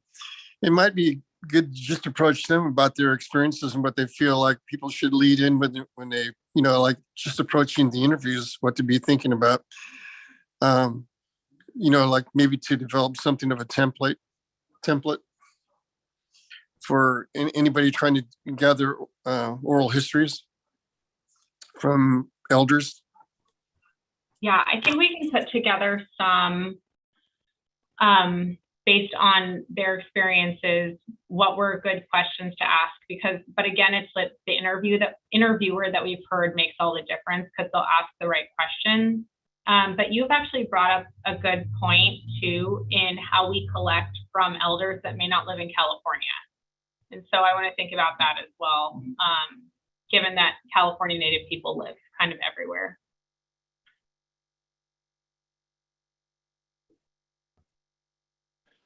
James, do we have other public comments on? Yeah, we've had people raise their hands and lower their hands. I just want to remind people, when you've lowered your hand, I will not be able to call upon you. So just keep your hand raised when you do want to make comment. Caller 9702, I can't remember his name, but he made comment at the beginning of this. He's raised his hand again if you'd like to take his comment again. Yep. You should be able to unmute yourself, 9702. There we go. Yes, I know that Chile has a great elders program. They have several programs established. seeing some of my members of the tribe work with them. That's what I'm looking at is communication. Truly can get a lot of information to the local natives that aren't part of the reservation.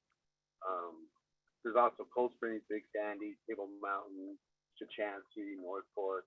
I mean, I'm just wondering if any of these other tribes have been notified about this program being on. And if there's any attempt to work with them, because they all have some sort of senior programs, youth programs. Santa Rosa Rancheria, Catchy. Thank you very much.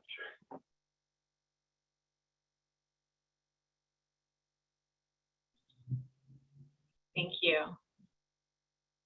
And we fortunately have a council member from Thule, so I think that we can easily ask them how things are going and how we can plug into that as well. Additional comments? Yeah, the next hand raised is Tracy Gonzalez. Should be able to unmute yourself.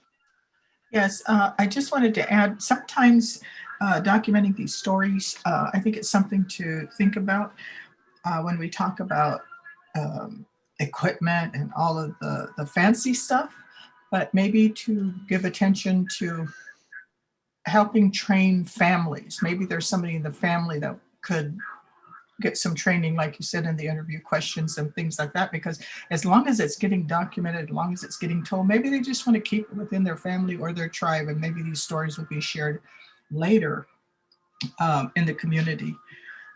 The other thing is at UC Davis, there is the history project, but I believe it's in other universities throughout the state. And they have a really, I've accessed their website, a lot of good questions, interview questions and things like that. So I don't know if there's training available there. I've printed out some of the questions and I thought they were really valuable. But maybe that's another place to access. But I think sometimes it's not just telling your story to somebody that comes along. Sometimes it's just helping the families to be able to document those stories. As long as they're getting told at some point, I think they would be shared. So thank you.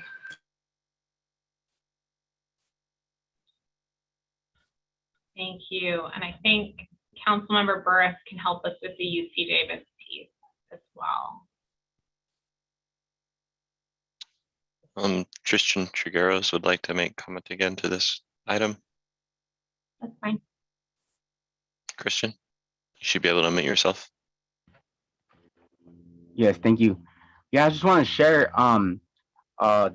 with my experience with the youth councils and doing events as far as it's not just technology, but giving the not just the kids or students, but the families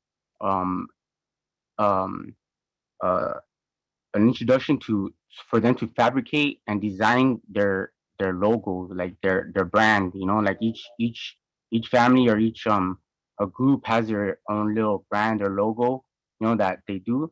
So what I do in the events, you know, I was invited to, I was also sponsor for World Youth Day in 2019, and right there I set up all my machines, vinyl cutters and printers and heat presses, and basically they were able to design and fabricate a logo or some type of design for their shirt or for any type of product, you know, either if it's clothing or for the vehicles, you know, and it's a good way to promote their, you know, whatever it is they're about, you know, you know, it's a good way for expression, you know, and it's a artistic way to for them to basically also to do business, you know, to do merchandising, you know, for other tribes or for other groups, you know, and that's basically what I do. If you check out my website, you see all that type of activity and development at neighborhood graphics online, and basically sharing the arts, you know. So Also to let's see. Yeah, that's it. Thank you. Any other raised hands at this time? Hand raised. Okie doke. Then we will have a 10-minute break. We'll come back at roughly 10 after. And we're going to continue this time with the agenda since we're building in public comment throughout, and we've asked people to come specifically to talk on the different subcommittees and give community input. And then we'll start public comment once we're through the agenda. So we'll see you all at around 10 after. Thank you.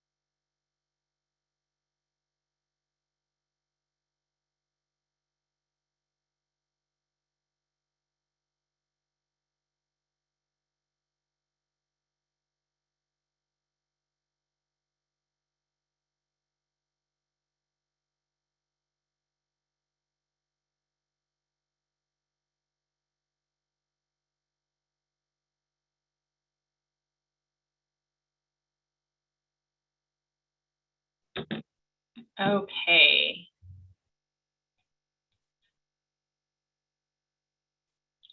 Do we have folks from the Academic Partnership Subcommittee back? Great.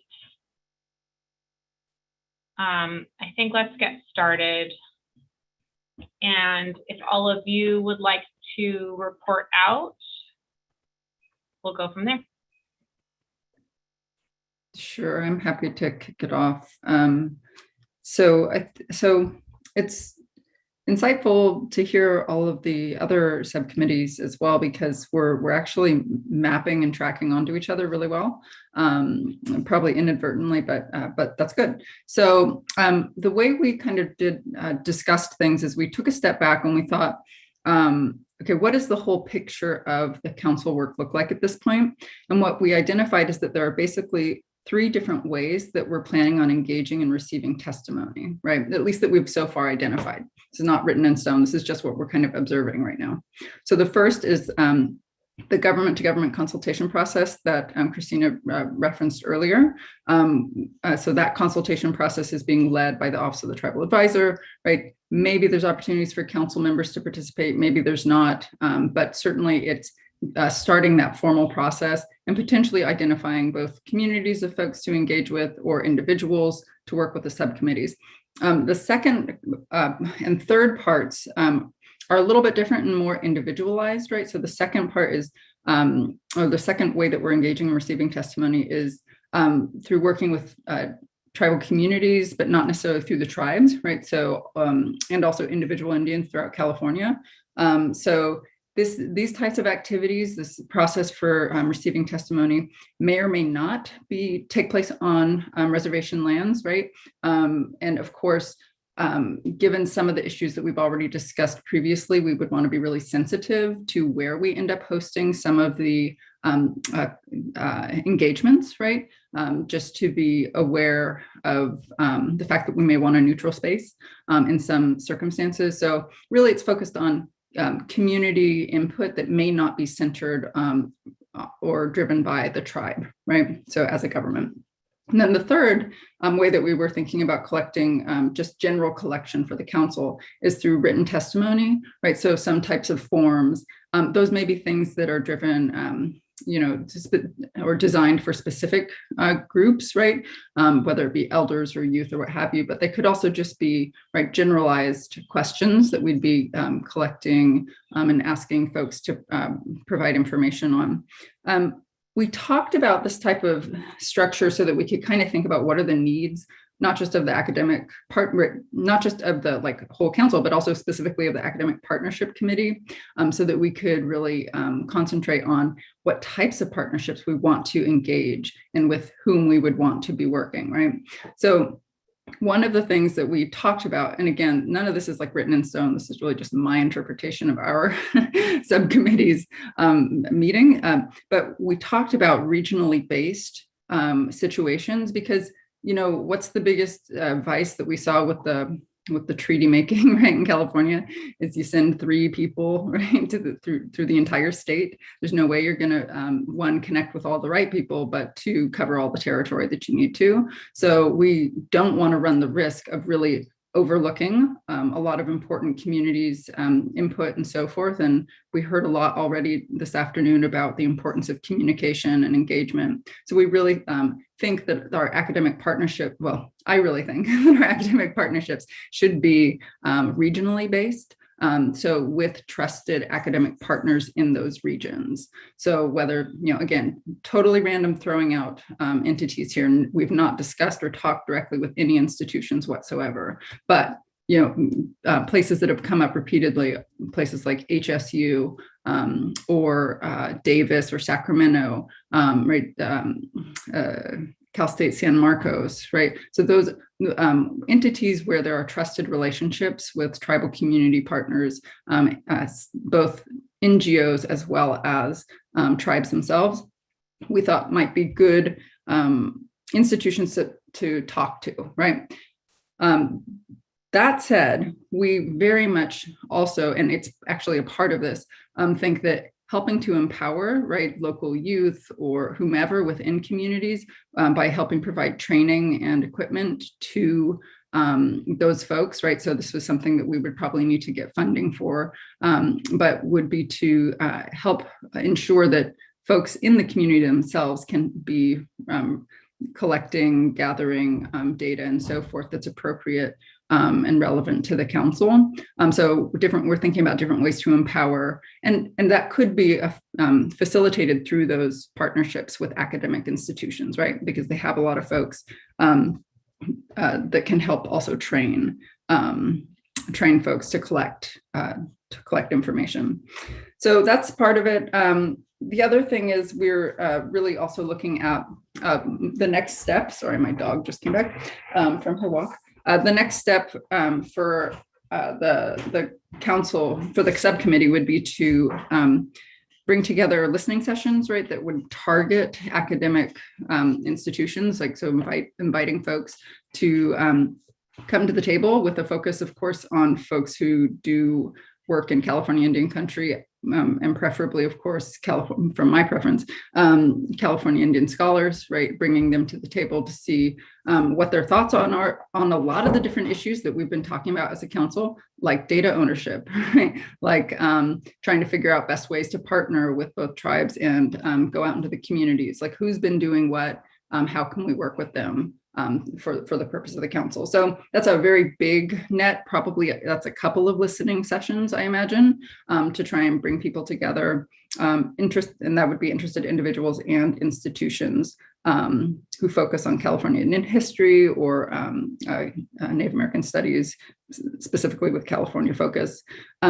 So that's some of the stuff to talk about, both substantive issues as well as potential partnerships. So that's what we might do moving forward. Totally open to you guys' feedback, helping us shape this, and all that good stuff. Just one thing to add, because again, a lot of what's said today is dovetailing what we were talking about, is that casting a wide net is going to be vital, because we have to remember that over 75% of Indigenous people live off reservation and live in urban areas. And so if we simply concentrate on reservations, then we're going to miss the majority, actually, of our people, because they're scattered for various reasons, primarily economic. That's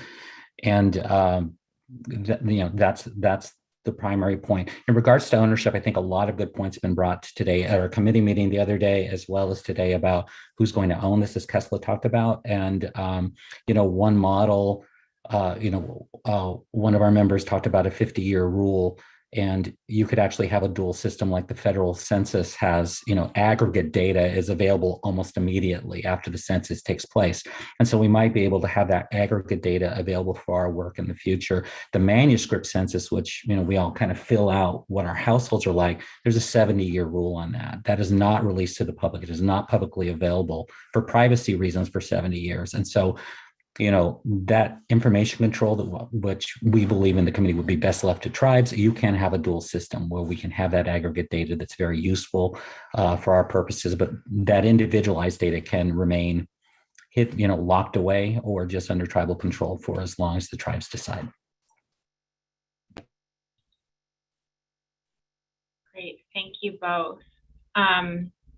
Another piece that came from the commenters is even, building capacity for tribes to build up their research and data, and then they select what they submit to this public process, so that we're doing kind of two things, where we're helping tribes, but then also having something that's, deliverable for this group as well. I wanted to also report out on my conversation with the state librarian. And he is willing to pull together some of those physical documents that they have to meet with all of you when COVID conditions are okay. He also suggested, beyond the archives, that also State Parks has a pretty substantial collection of actual primary source documents. And so suggested that you all take a look at those as well when you're thinking about scoping all of that. Christina, if I can mention, you had also mentioned in the past, I think, that there was a potential for piggybacking on some other data collections happening at BIA or other places. And with regards to residential schools, I think I recently spoke with a colleague who had mentioned that when she was in the Library of Congress, she actually found a bunch of documents from Treasury that were between basically Treasury and banks. And those banks were working with the federal government to essentially take different parcels of native land, back in the 1800s and the early 1900s. And so she said a lot of the stuff was not categorized correctly. So you couldn't pull a file on California and basically find this. But so a lot of our research that we may need or would want to support, I think we can kind of start thinking about how we can identify some of these needed research areas and figure out how to get some of that data. It may be very hard without, of course, sending someone, because a lot of those documents are in the Library of Congress and you can't get them unless you're actually physically in there. But there are lots of opportunities, I think, especially charting the land loss, right, which is a really important part of this work, is going to require some more substantial research projects that are possibly beyond our scope right now, right? But as we start generating and hearing some of the testimony and figuring out how it is that people, why is it that so many folks are not living on reservations? I mean, there's a million different reasons that we know of, but evidencing that, right? And making the clarifying the history on that, how that came to be. I still think there's a lot of primary source research that hasn't been done that we can flag.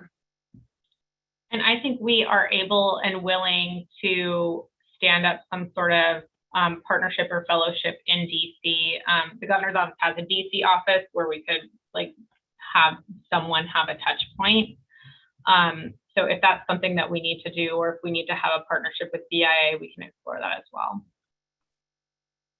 I think those are really important points about the archives being, not to pick on San Bruno National Archives, but I think they're all a little bit sort of chaotic on finding anything having to do with California tribes. And of course, there has to be a mountain of information here. I know I've struggled myself. I know a lot of people have with them.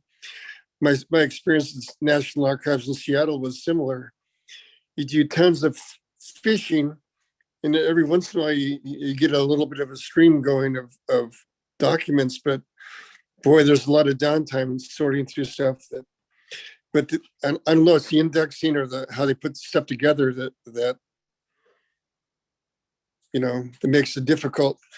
And that would be an interesting meeting in itself for scholars to talk about, what about these materials? What about how their indexes are constructed, in various national archives, maybe to develop, they have their own finders keys, but maybe the native scholars who work with the California materials, maybe we should try to help each other create something of a pathway to help facilitate people getting into that stuff. And I don't know if this is the proper touch point, but we're likely going to have a conversation with NMAI at some point to think about having a copy of whatever the outcome document or documents or whatever the body of work of this council is housed with them. And so I think having an early conversation with them about how they've navigated those libraries as well and what they recommend on researching, so that we don't have people going in cold and trying to sort through a bunch of historic documents, I think would be helpful. Additional comments from the council on the academic partnerships piece? Any public comment on this?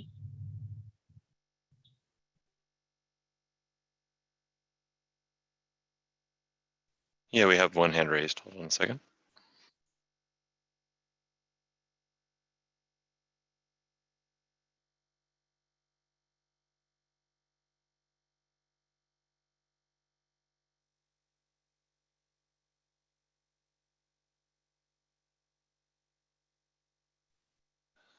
Caller from 9702. Hello, Ken again, Waxahachie Indian Tribe. I'm really interested in the state library's acquisitions.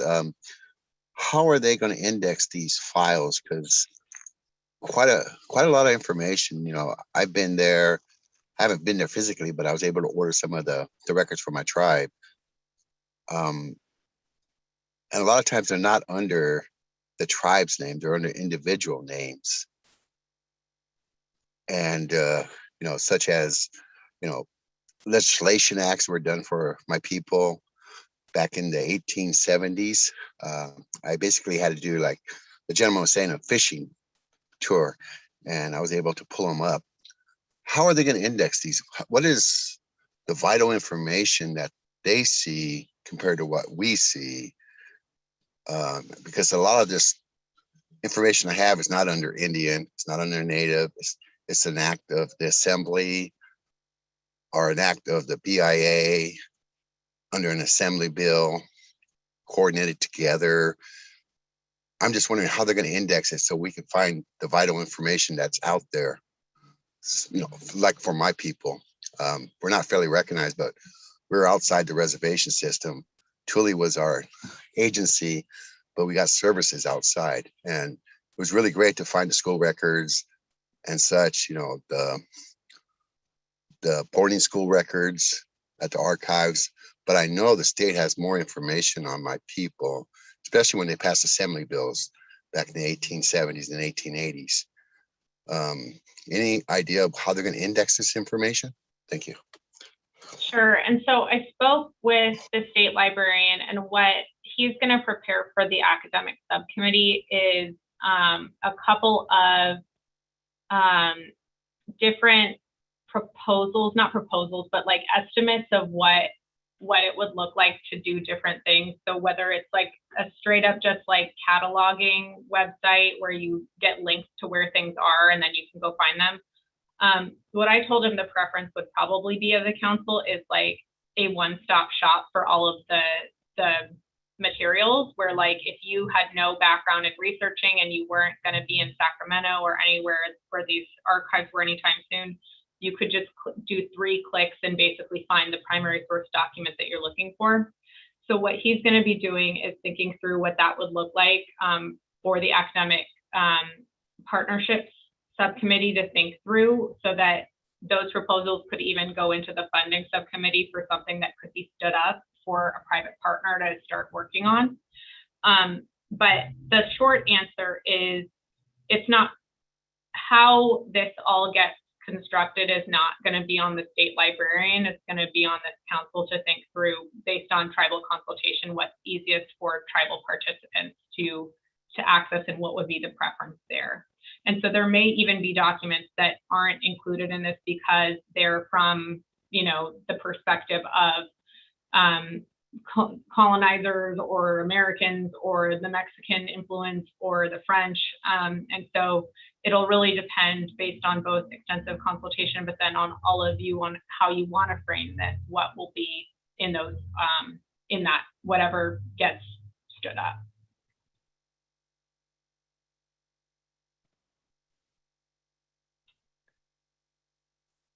Ken, I'll allow you to unmute again. Yes. So what you're basically telling me, once a subcommittee designs the format, then we can respond? Because I know there's only 2 or maybe 3 of the subcommittee that was chosen by you. Where do we come in as the general public, as the? This will be part of, I imagine, these listening sessions and consultations that the subcommittee will be holding. And ideally moving forward, all of the subcommittees engage with the public on the things that they are making recommendations on. And then that will likely go to the full council. But so there will be plenty of opportunities to engage in that process as it moves forward. Okay, thank you. Mm-hmm.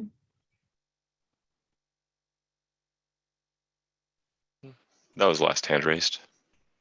Great. So we will move to status and identity. And with this subcommittee, we met and with Councilmember Turner and discussed some of the issues that might be under conversation in the space, and think that it would be our Christina, preference. Yeah. I'm sorry. Christian Trigueros raised his hand as we were coming out of that. Would you Okay. like to take his comment now? Sure, that's fine. Okay.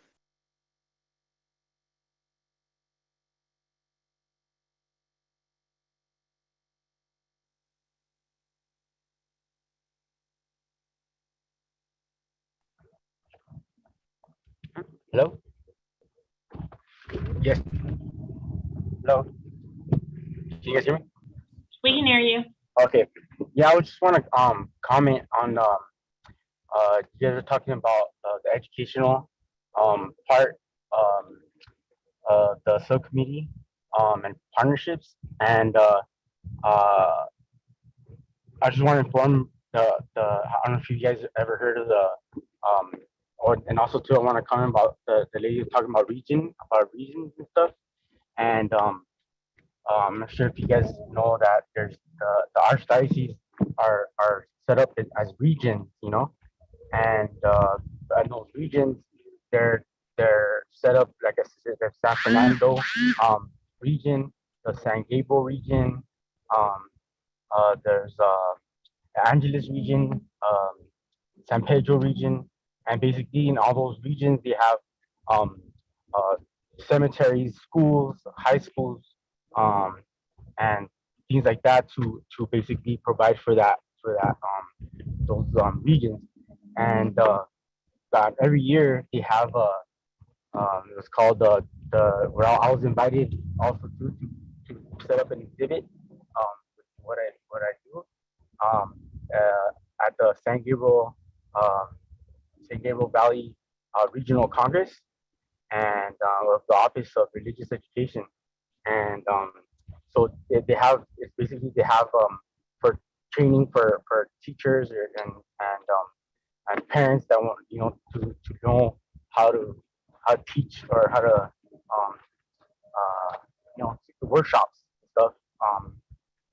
So the thing is that by the introduction of right now um, to introduce the Native American protocols that basically the most important part of life is it's like your ceremonial um, um, ceremonial rituals for cemetery, for funerals and when people pass away, and that's like the most sacred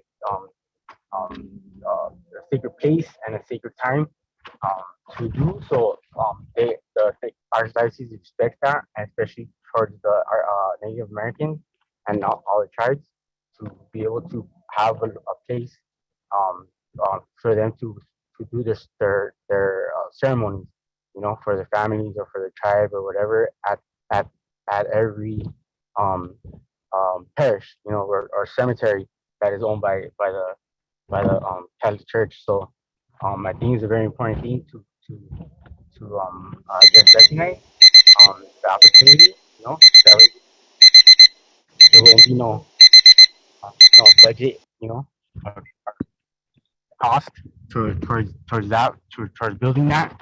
So since it's already there. Thank you, Christian. You're welcome. We're at time and we appreciate your comment. So if there are no other raised hands on the academic partnership, I'll just give a quick status and identity update. In that subcommittee, and when I say we, I mean, I think both our office and then the subcommittee agree that we'd like to contract with someone to facilitate those discussions. So I think if folks have suggestions on who might be able to talk about some issues that are, I think both people are very personally invested in and have the potential to bring about complicated emotions. I think that we are very much willing and wanting to hear about who might be the right pick for those conversations so that they can get started as soon as possible. And so that group can start thinking through both how to have that be a lens for all of the work, but then also where are pieces that need a specific focus because of the specific issues for recognition and other other pieces. Councilmember Myers, did you have a comment?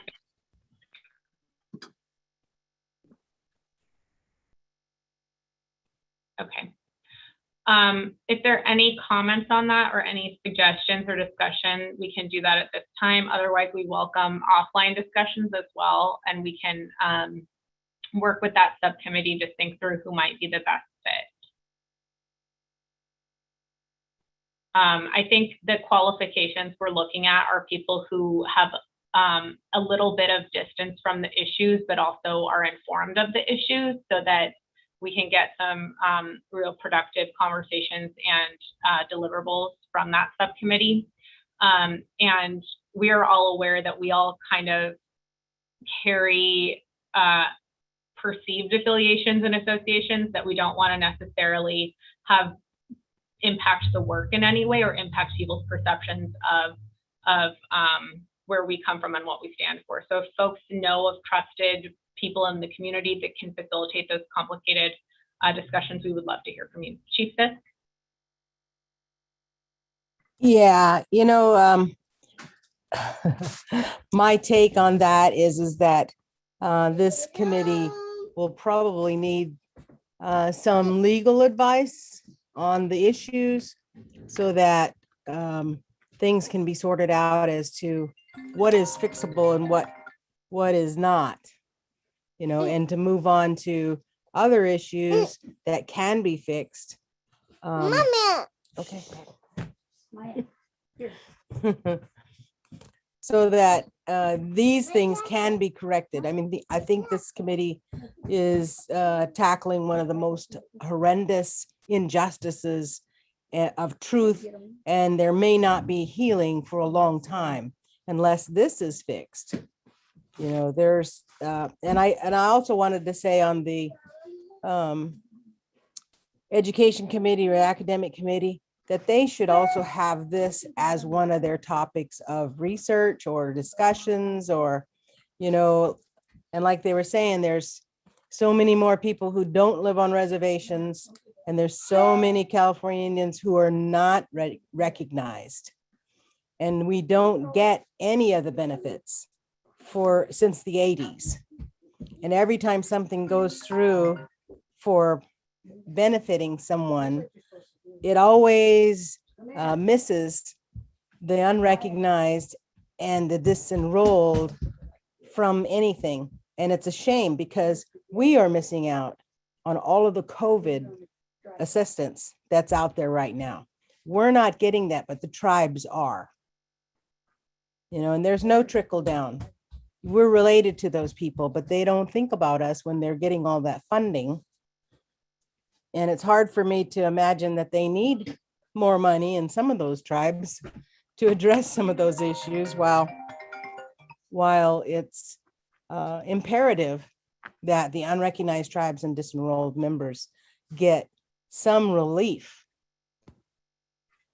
But I would suggest that we talk to the Stanford Law Clinic or the Berkeley Law Clinic and see what's available as far as, you know, what's the legal thing here. Because I think there's a lot of information that has gone unnoted and uncared about for too long about how the BIA made a policy to exclude the California judgment roll beneficiaries. That would be my take on it.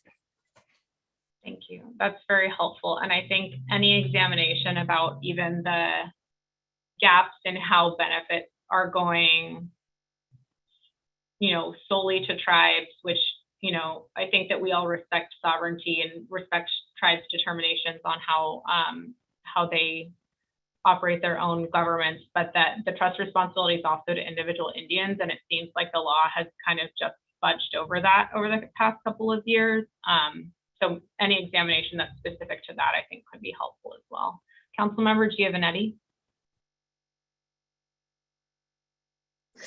Yeah, I just wanted to comment. I know I've mentioned it before to this body, the kind of the whimsical or arbitrary and very probably capricious actions of some BIA area directors in the past 30 years, acting as gods almost, to say that, well, you know, you can submit to us as many names as you want as part of that grant application, but we're only going to fund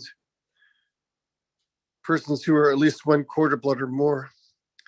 You know, so blood, you know, the government participating in that, you know, pushing that that ugliness about somehow that definition is the only thing they're going to accept in some settings. And so I don't know, that has to be in some piece of the narrative of somebody's keeping that alive, you know, driving that. And I just wanted to mention it again, that should be noted someplace in our work, that, you know, how do people get like that?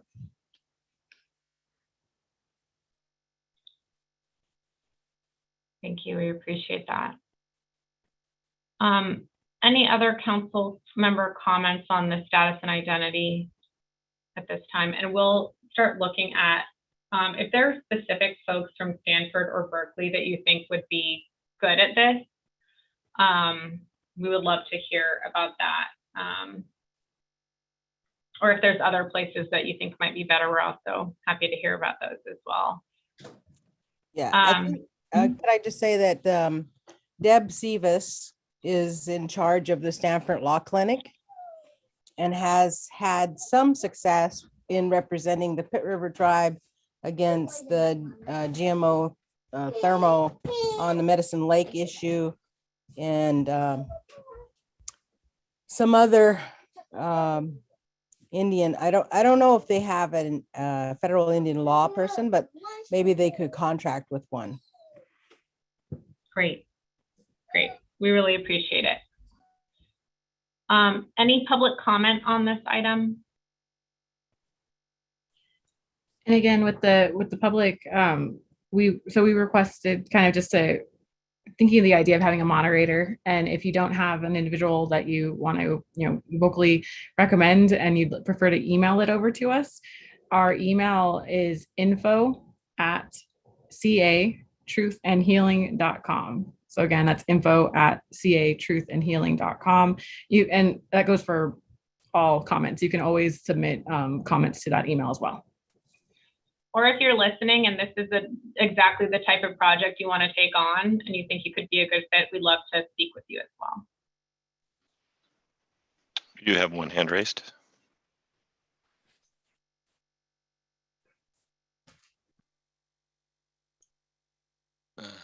Caller at 9702. You should be able to unmute yourself. Unmuted. Ken Woodrow again. What the guidelines were used is the 1934 Reorganization Act, and that's 1934. It's almost 100 years ago, about the blood quantum.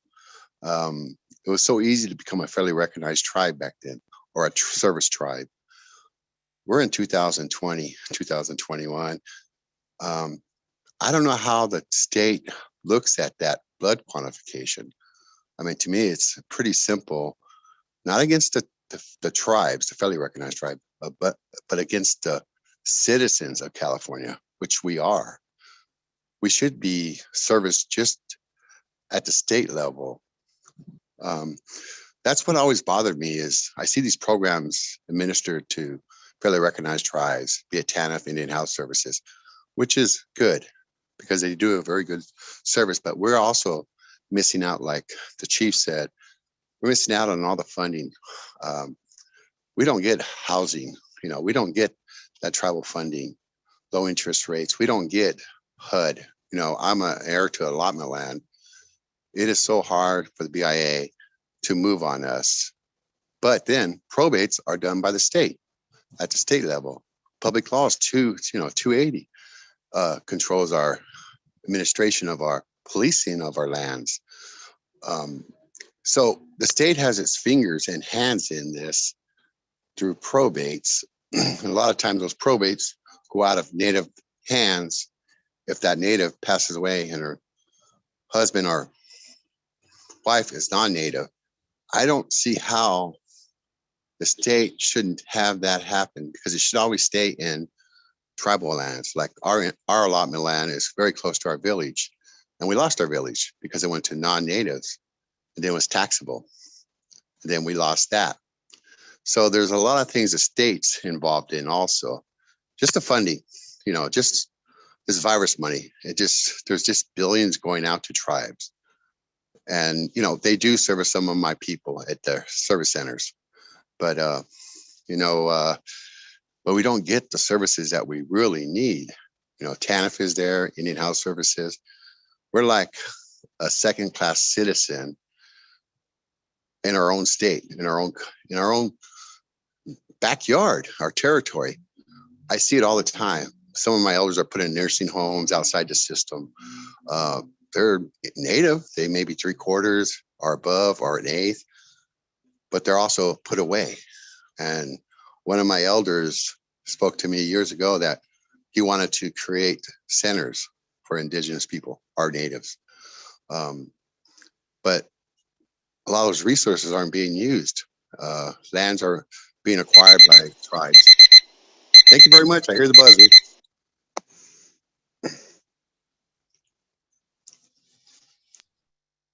Thank you for your comments. And also, where there are ideas like centers for Indigenous peoples, I think we'd like to be tracking those for the deliverables subcommittee as well. Because if there have been ideas that are sitting out there that haven't been done yet, but the people have broad support for, I think those are things that they can start thinking through as well. That's the last hand raised. Great. Oh, Christian just raised his hand. Christian, you should be able to unmute yourself. Thank you. Yeah, I just want to comment about the services that are being provided. The last comment that was said about being a second-class citizen and stuff. My community, it's a big Mexican American community or Hispanic community, and the schools are deprived, of renovations, and the police has a big discriminative target programs that they do, and basically it's what I recommend is what I've done is to stand up, or not just stand up, but well, I started an organization. It's called Neighborhood Spirit and Economic Development, and just by me providing my service to the baseball leagues, in my city, but I empowering the students to participate by going into the schools district and letting them know, hey, we need kids to play baseball, and then also too in the football program for the city where we play against other cities. I also go there too to empower the kids and the parents to participate, because it's sometimes you feel like, oh, it's a different community and stuff, but no, it's open to everybody, so by being a church too, like church festivals, like having the those organizations to participate and have a booth there, we're bringing those people too, because it's more of a general thing. There's no, I don't want to like segregate people, or discriminate people like that. This is America, so by influencing and promoting that, and doing those activities, it brought up a lot of great I say social development, and I say there's no hesitation, I say no discrimination. Like we empowered ourselves, until COVID started.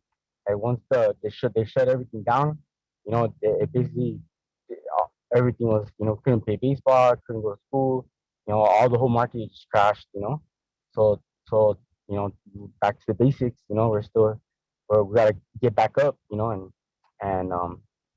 and basically not worry about getting out, but just figuring out ourselves, by getting all the leadership, together, as far as like politicians. I know there's like cheese and stuff, but there shouldn't be no reason why we should I say sorry. Thank you, Christian. We appreciate your comments. Councilmember Elliott Santos. I just have a couple of questions, and I guess, I am the leader of a federally recognized tribe, so I only understand the struggles that we go through on a daily basis. And so could we be educated maybe at a special meeting about what goes on with the non-federally recognized people? I know in our area, we have a TANF office on our reservation.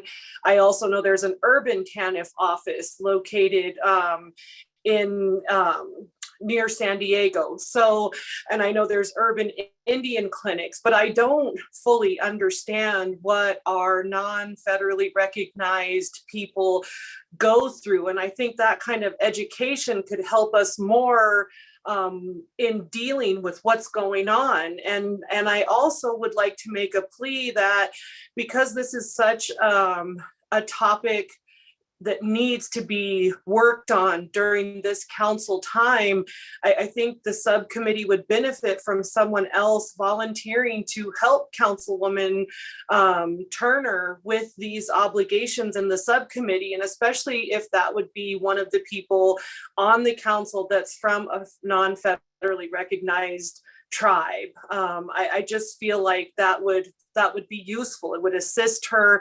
And then, like I said, I think a lot of this needs to come back to the full council, because I completely feel that some of it is lack of education, and that we should be more aware of what's going on as we discuss this subject. Thank you. And so if there are other volunteers for that subcommittee, I think you still have quorum to act if you'd like to add anybody at this time, or if you'd like to think about it for next time. As I've mentioned, we're trying to create a structure where you're not actually facilitating the meetings, but you are on the receiving end of them, and can help inform the council and be that connection as well, along with Councilmember Turner.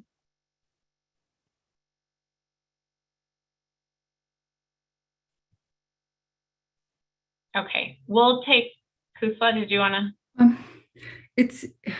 I think the thing that I'm struggling with, because to me this is a really important issue, and I'm also here, I'm nominated by one of my tribes, which is not federally recognized, and the thing is, from my perspective, like, this is a meta issue that goes across every single one of the subcommittees, right? So youth, elders, academic, every question we ask in those subcommittees has to be done through the lens of both recognized, unrecognized, disenrolled, and so forth. So, like, I think what Chairwoman Santos is saying is absolutely right. Like, we need to kind of like start there by educating everybody about what some of those challenges and issues are, so that we're all on the same page, so that when we go into our subcommittees, we can make sure we're advancing those same questions, across every subcommittee. Because I can't be on, like, I'm like, I'd love to do it, but I can't be on all subcommittees without losing my mind. So I'm trying to do that in my work on the existing committees, but I want everybody to feel at least somewhat empowered to at least be able to ask the questions too.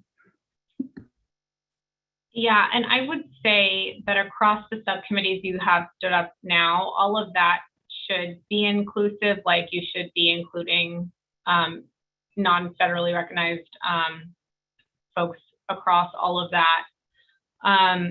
But I would say a lot of your process is going to also be inclusive just by way of how it's going to happen, because the testimony you get, the engagement you get, is not going to be distinguishing between, like the tribal consultation is one thing, and that's inclusive of non-fed tribes and fed tribes, but like the open-ended input from the community is not distinguishing between any of it.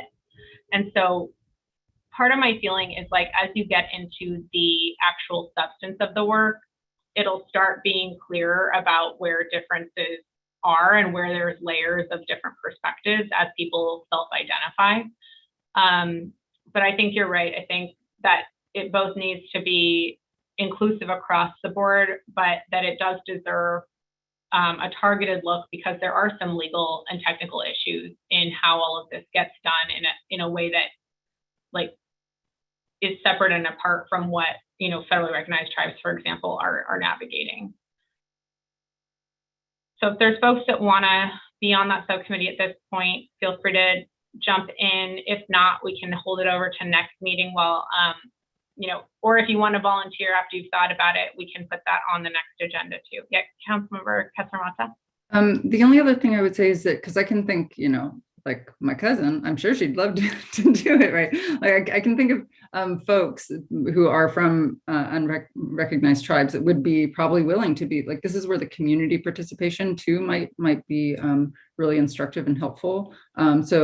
Especially since the disenrolled and the unrecognized issues are, you know, both unique but different, right? So even if just one, if I'm not disenrolled, I definitely can't represent disenrolled issues on the subcommittee. So that voice wouldn't be there anyway. So I'm thinking, you know, and to whatever extent, you know, Council Member Turner is comfortable bringing in other people, you know, maybe she could reach out for a few community representatives as well.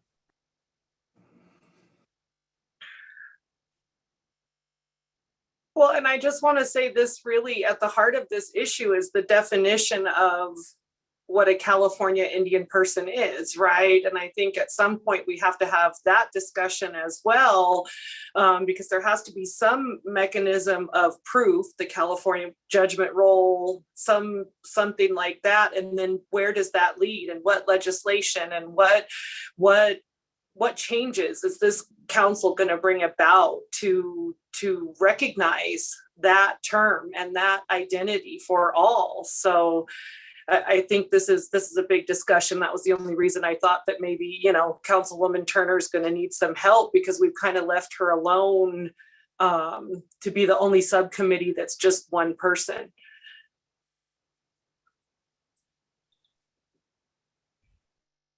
So we've got about 2 minutes. So I think that we'll kind of table that thought until next meeting. And also if there are community members who are interested in being a part of that, we'd love to hear from you.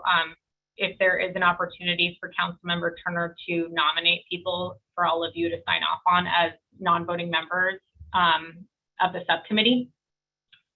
And that's, you know, across the board with the other subcommittees as well, like the elders, where we have regional diversity and they're not members of the council, which is actually preferred because of Bagley-Keene stuff.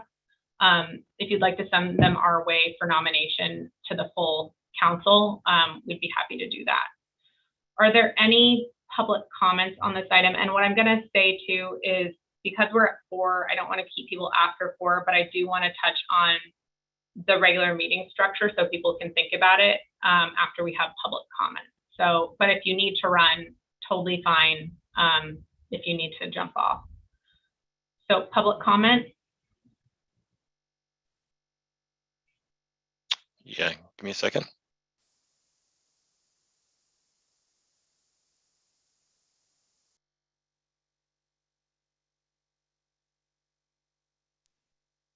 The first hand raised is from Tony Cordero.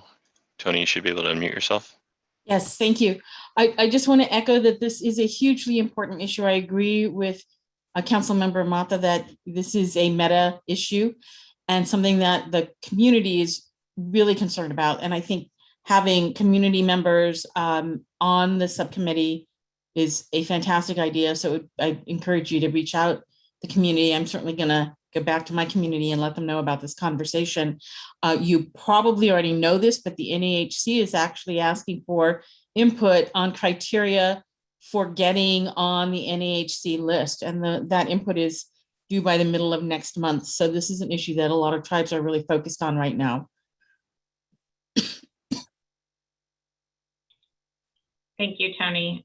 And great plug for the NAHC. If folks haven't weighed in yet, now's the time, and those will inform the regulations that are in process right now. I wanted to say, this is Joe. I wanted to say a comment before we jump off, that a lot of this discussion today makes me think about how the background or some of the undergirding for narratives about California Indians or natives is partly crouched in the psychology of marginalization, the psychology of scarcity, the psychology of meritocracy, and how all those plus many more factors are linked to oppression of Native peoples and racism against Native peoples in California. Probably cuts across every committee. those background factors that we can see it in so many things that are linked together. Thank you. Next public hand raised is from Tracy Gonzalez. Tracy, you should be able to unmute yourself. Yes, I may have done this prematurely, but are we getting ready to get off? And I didn't know if the subcommittee I got on late. I'm sorry about that, but I got on late. I'm wondering if the subcommittee people who are still here, or if you're here, spoke on education, because I was on the listening Wednesday night and we didn't get to it because we ran out of time. They haven't spoken on it yet, but what I'm going to say is I think at this time, before I go into regular meeting structure, if you have public comments, feel free to jump in. I'll stay on until that's done. But please feel free to give your comment. And sorry, I've run down your time a little bit. Who are the subcommittee, and is it possible just to get in touch with them? Because I've taken 2 days trying to get on here to talk to education, and I don't want to take up anybody else's time, but if they're there, I would like to get in touch with them or something. I don't know. Yes. This is Joe. Tishmael and I attended the meeting on the 21st, but we only had a short meeting. Yes, but we didn't get to all the subcommittee reports, and now we're stopping again without speaking on the ones from the listening group. So can it be juggled around and maybe bring those to the top the next time? I don't know. Anyway, I will get off. Thank you. We'll bring them to the top, and if you could email us at info@catruthandhealing.com, we will give you a call and have that conversation just to make sure your comments are heard. Whatever. Let's see. Raise is from Christian Chigueros. Christian, you should be able to unmute yourself.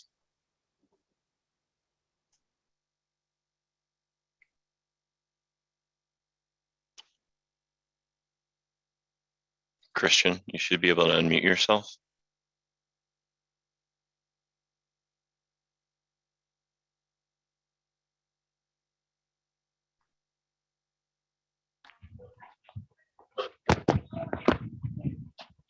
Christian, you should be able to unmute yourself and make comment now.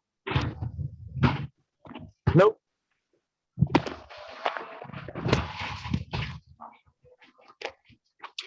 I'm not sure if he's aware he raised his hand or not. Yeah.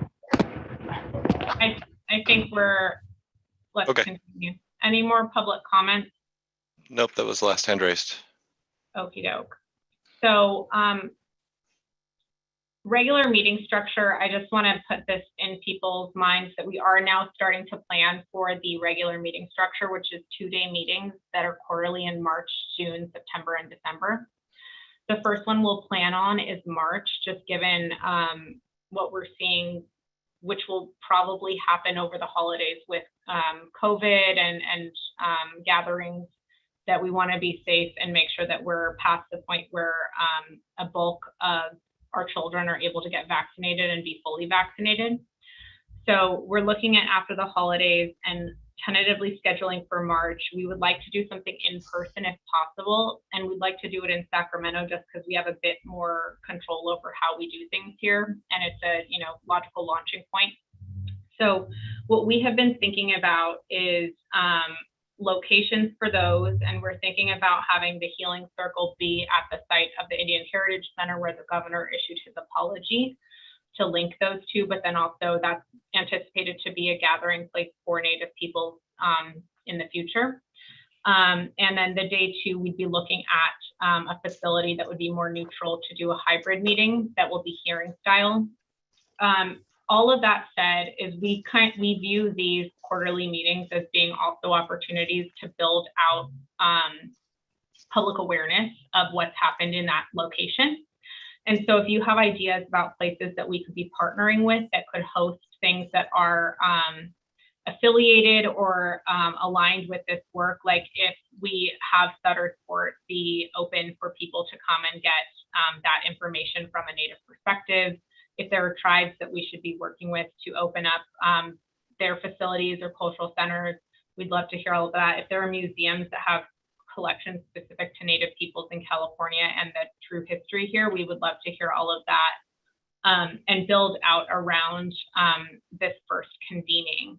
What we'd like to do is have, similar to some of the national organizations that do in-person convenings throughout different regions, is have regional committees depending on where the locations will be, so that they can actually propose the programming and then also propose the speakers and who would be a good fit, so that it's completely tribally driven and tribally informed by the local tribe. So just putting that out there, that we would like to start standing up those regional committees, and we may just go by region for all of you, plus any community members that you think should be a part of that planning process on the ground.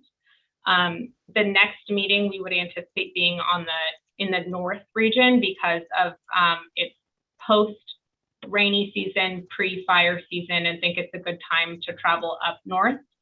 So just as you are thinking, that would be the June meeting. And then the September and December meetings for next year, we're open to either one being in Southern or Central region. So as you all want to discuss with each other, you can start thinking through that as well. And we'll reach out as that comes up. Chairman Makara? Somewhat in jest, but really seriously, just so we don't schedule on the grounds of the new facility in July or August, that gathering that day that the governor issued his apology, it was like 110 and humid. It was brutal. So just want to put a plug in for that. You weren't supposed to leak that because it looked beautiful. No one was sweating. Oh man. But no, totally understand. And we're planning for March. So hopefully, I think in Sacramento, we should be okay. Sacramento in March is beautiful. Yeah, so we'll aim for that. Maybe we'll get some cherry blossoms too. We will definitely not do it in June. But if folks have ideas on the North Coast or Northern California generally about where you might want to host the Northern California convening, we are open and willing to start having those conversations as well. And all of the others throughout the year if you have ideas. Any other thoughts at this time?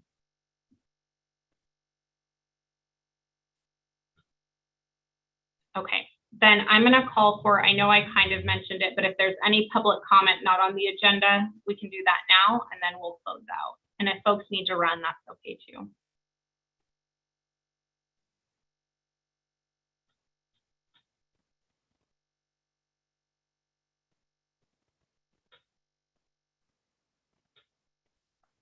I have raised hand. Give me a second.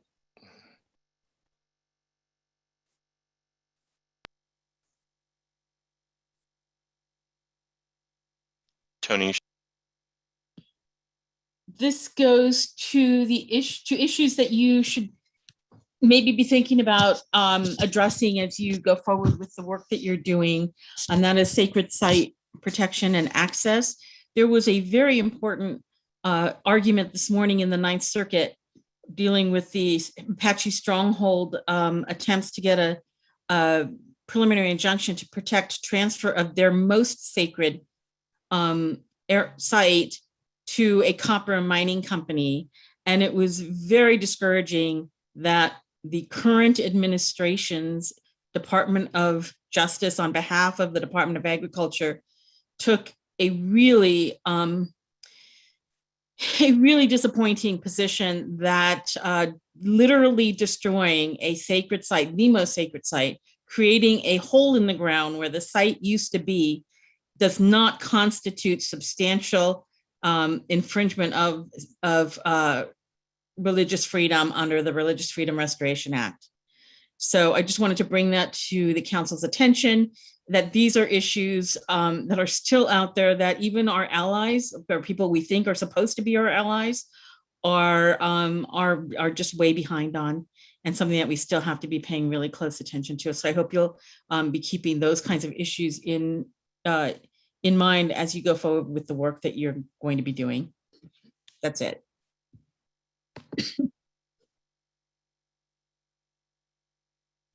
Councilmember Macaro? Yeah, I don't know if I should have mentioned this up front in the earlier in the meeting, but I'd like to squeeze it in here now. Two events that occurred since our last meeting, but really in the last week or two. One was an editorial by the Los Angeles Times editorial board. It was an opinion piece where they opined that I guess, while it's okay to bring down statues of Father Sarah, they don't think that the history of Father Sarah should be erased. And the overall tone of their opinion piece is, well, it's an affront. And it's, I think at some point, this kind of stuff that's happening during the tenure of our council being convened, I think we should reckon with and maybe come to some kind of maybe even a response. I don't know if we're that kind of entity, but it's not right, and I think it's completely off base. So the other thing is even more real time is in the county here that I'm in, Riverside County. There's the teacher in Riverside, the math teacher, who I think by now has gone viral with her mnemonic device and playing dress up with a faux Indian chant and dance, and just absolutely insulting and injurious to Native people, Native culture. And again, it feels like there's a response that's warranted, and I'm not sure it comes from our quarter, but it's something to think about, I think, as we get ready to adjourn. Because with that teacher, it's an example of the consequences of a lack of adequate education in the public schools about our history, and past and present. Also, it's an example of the consequence of what happens when you have decades and decades of Native mascots telling people that it's okay to dress up and play pretend Indian. And here you have this teacher, in loco parentis in classrooms with our kids, and it's an abomination. And anyway, I'll reserve the rest of my words, but I wanted to log the concern over those two issues that were out there over the last probably 2 weeks. Thank you, Councilmember. And I think it's worth having the conversation. We can put it on the next agenda about public statements on issues that are pretty much consensus, I think. Because as we move forward, it's something that our office and the governor isn't going to feel empowered to talk about, but that you are all very well positioned to be able to make a statement on, and you should be making a statement on. So we can put that on the agenda for discussion. The next hand raise is from Philip. Philip, you should be able to unmute yourself.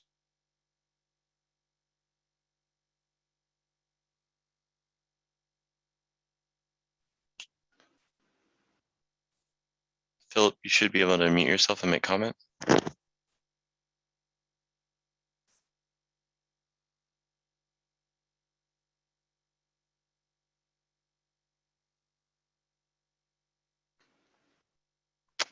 It doesn't look like Philip's unmuting himself.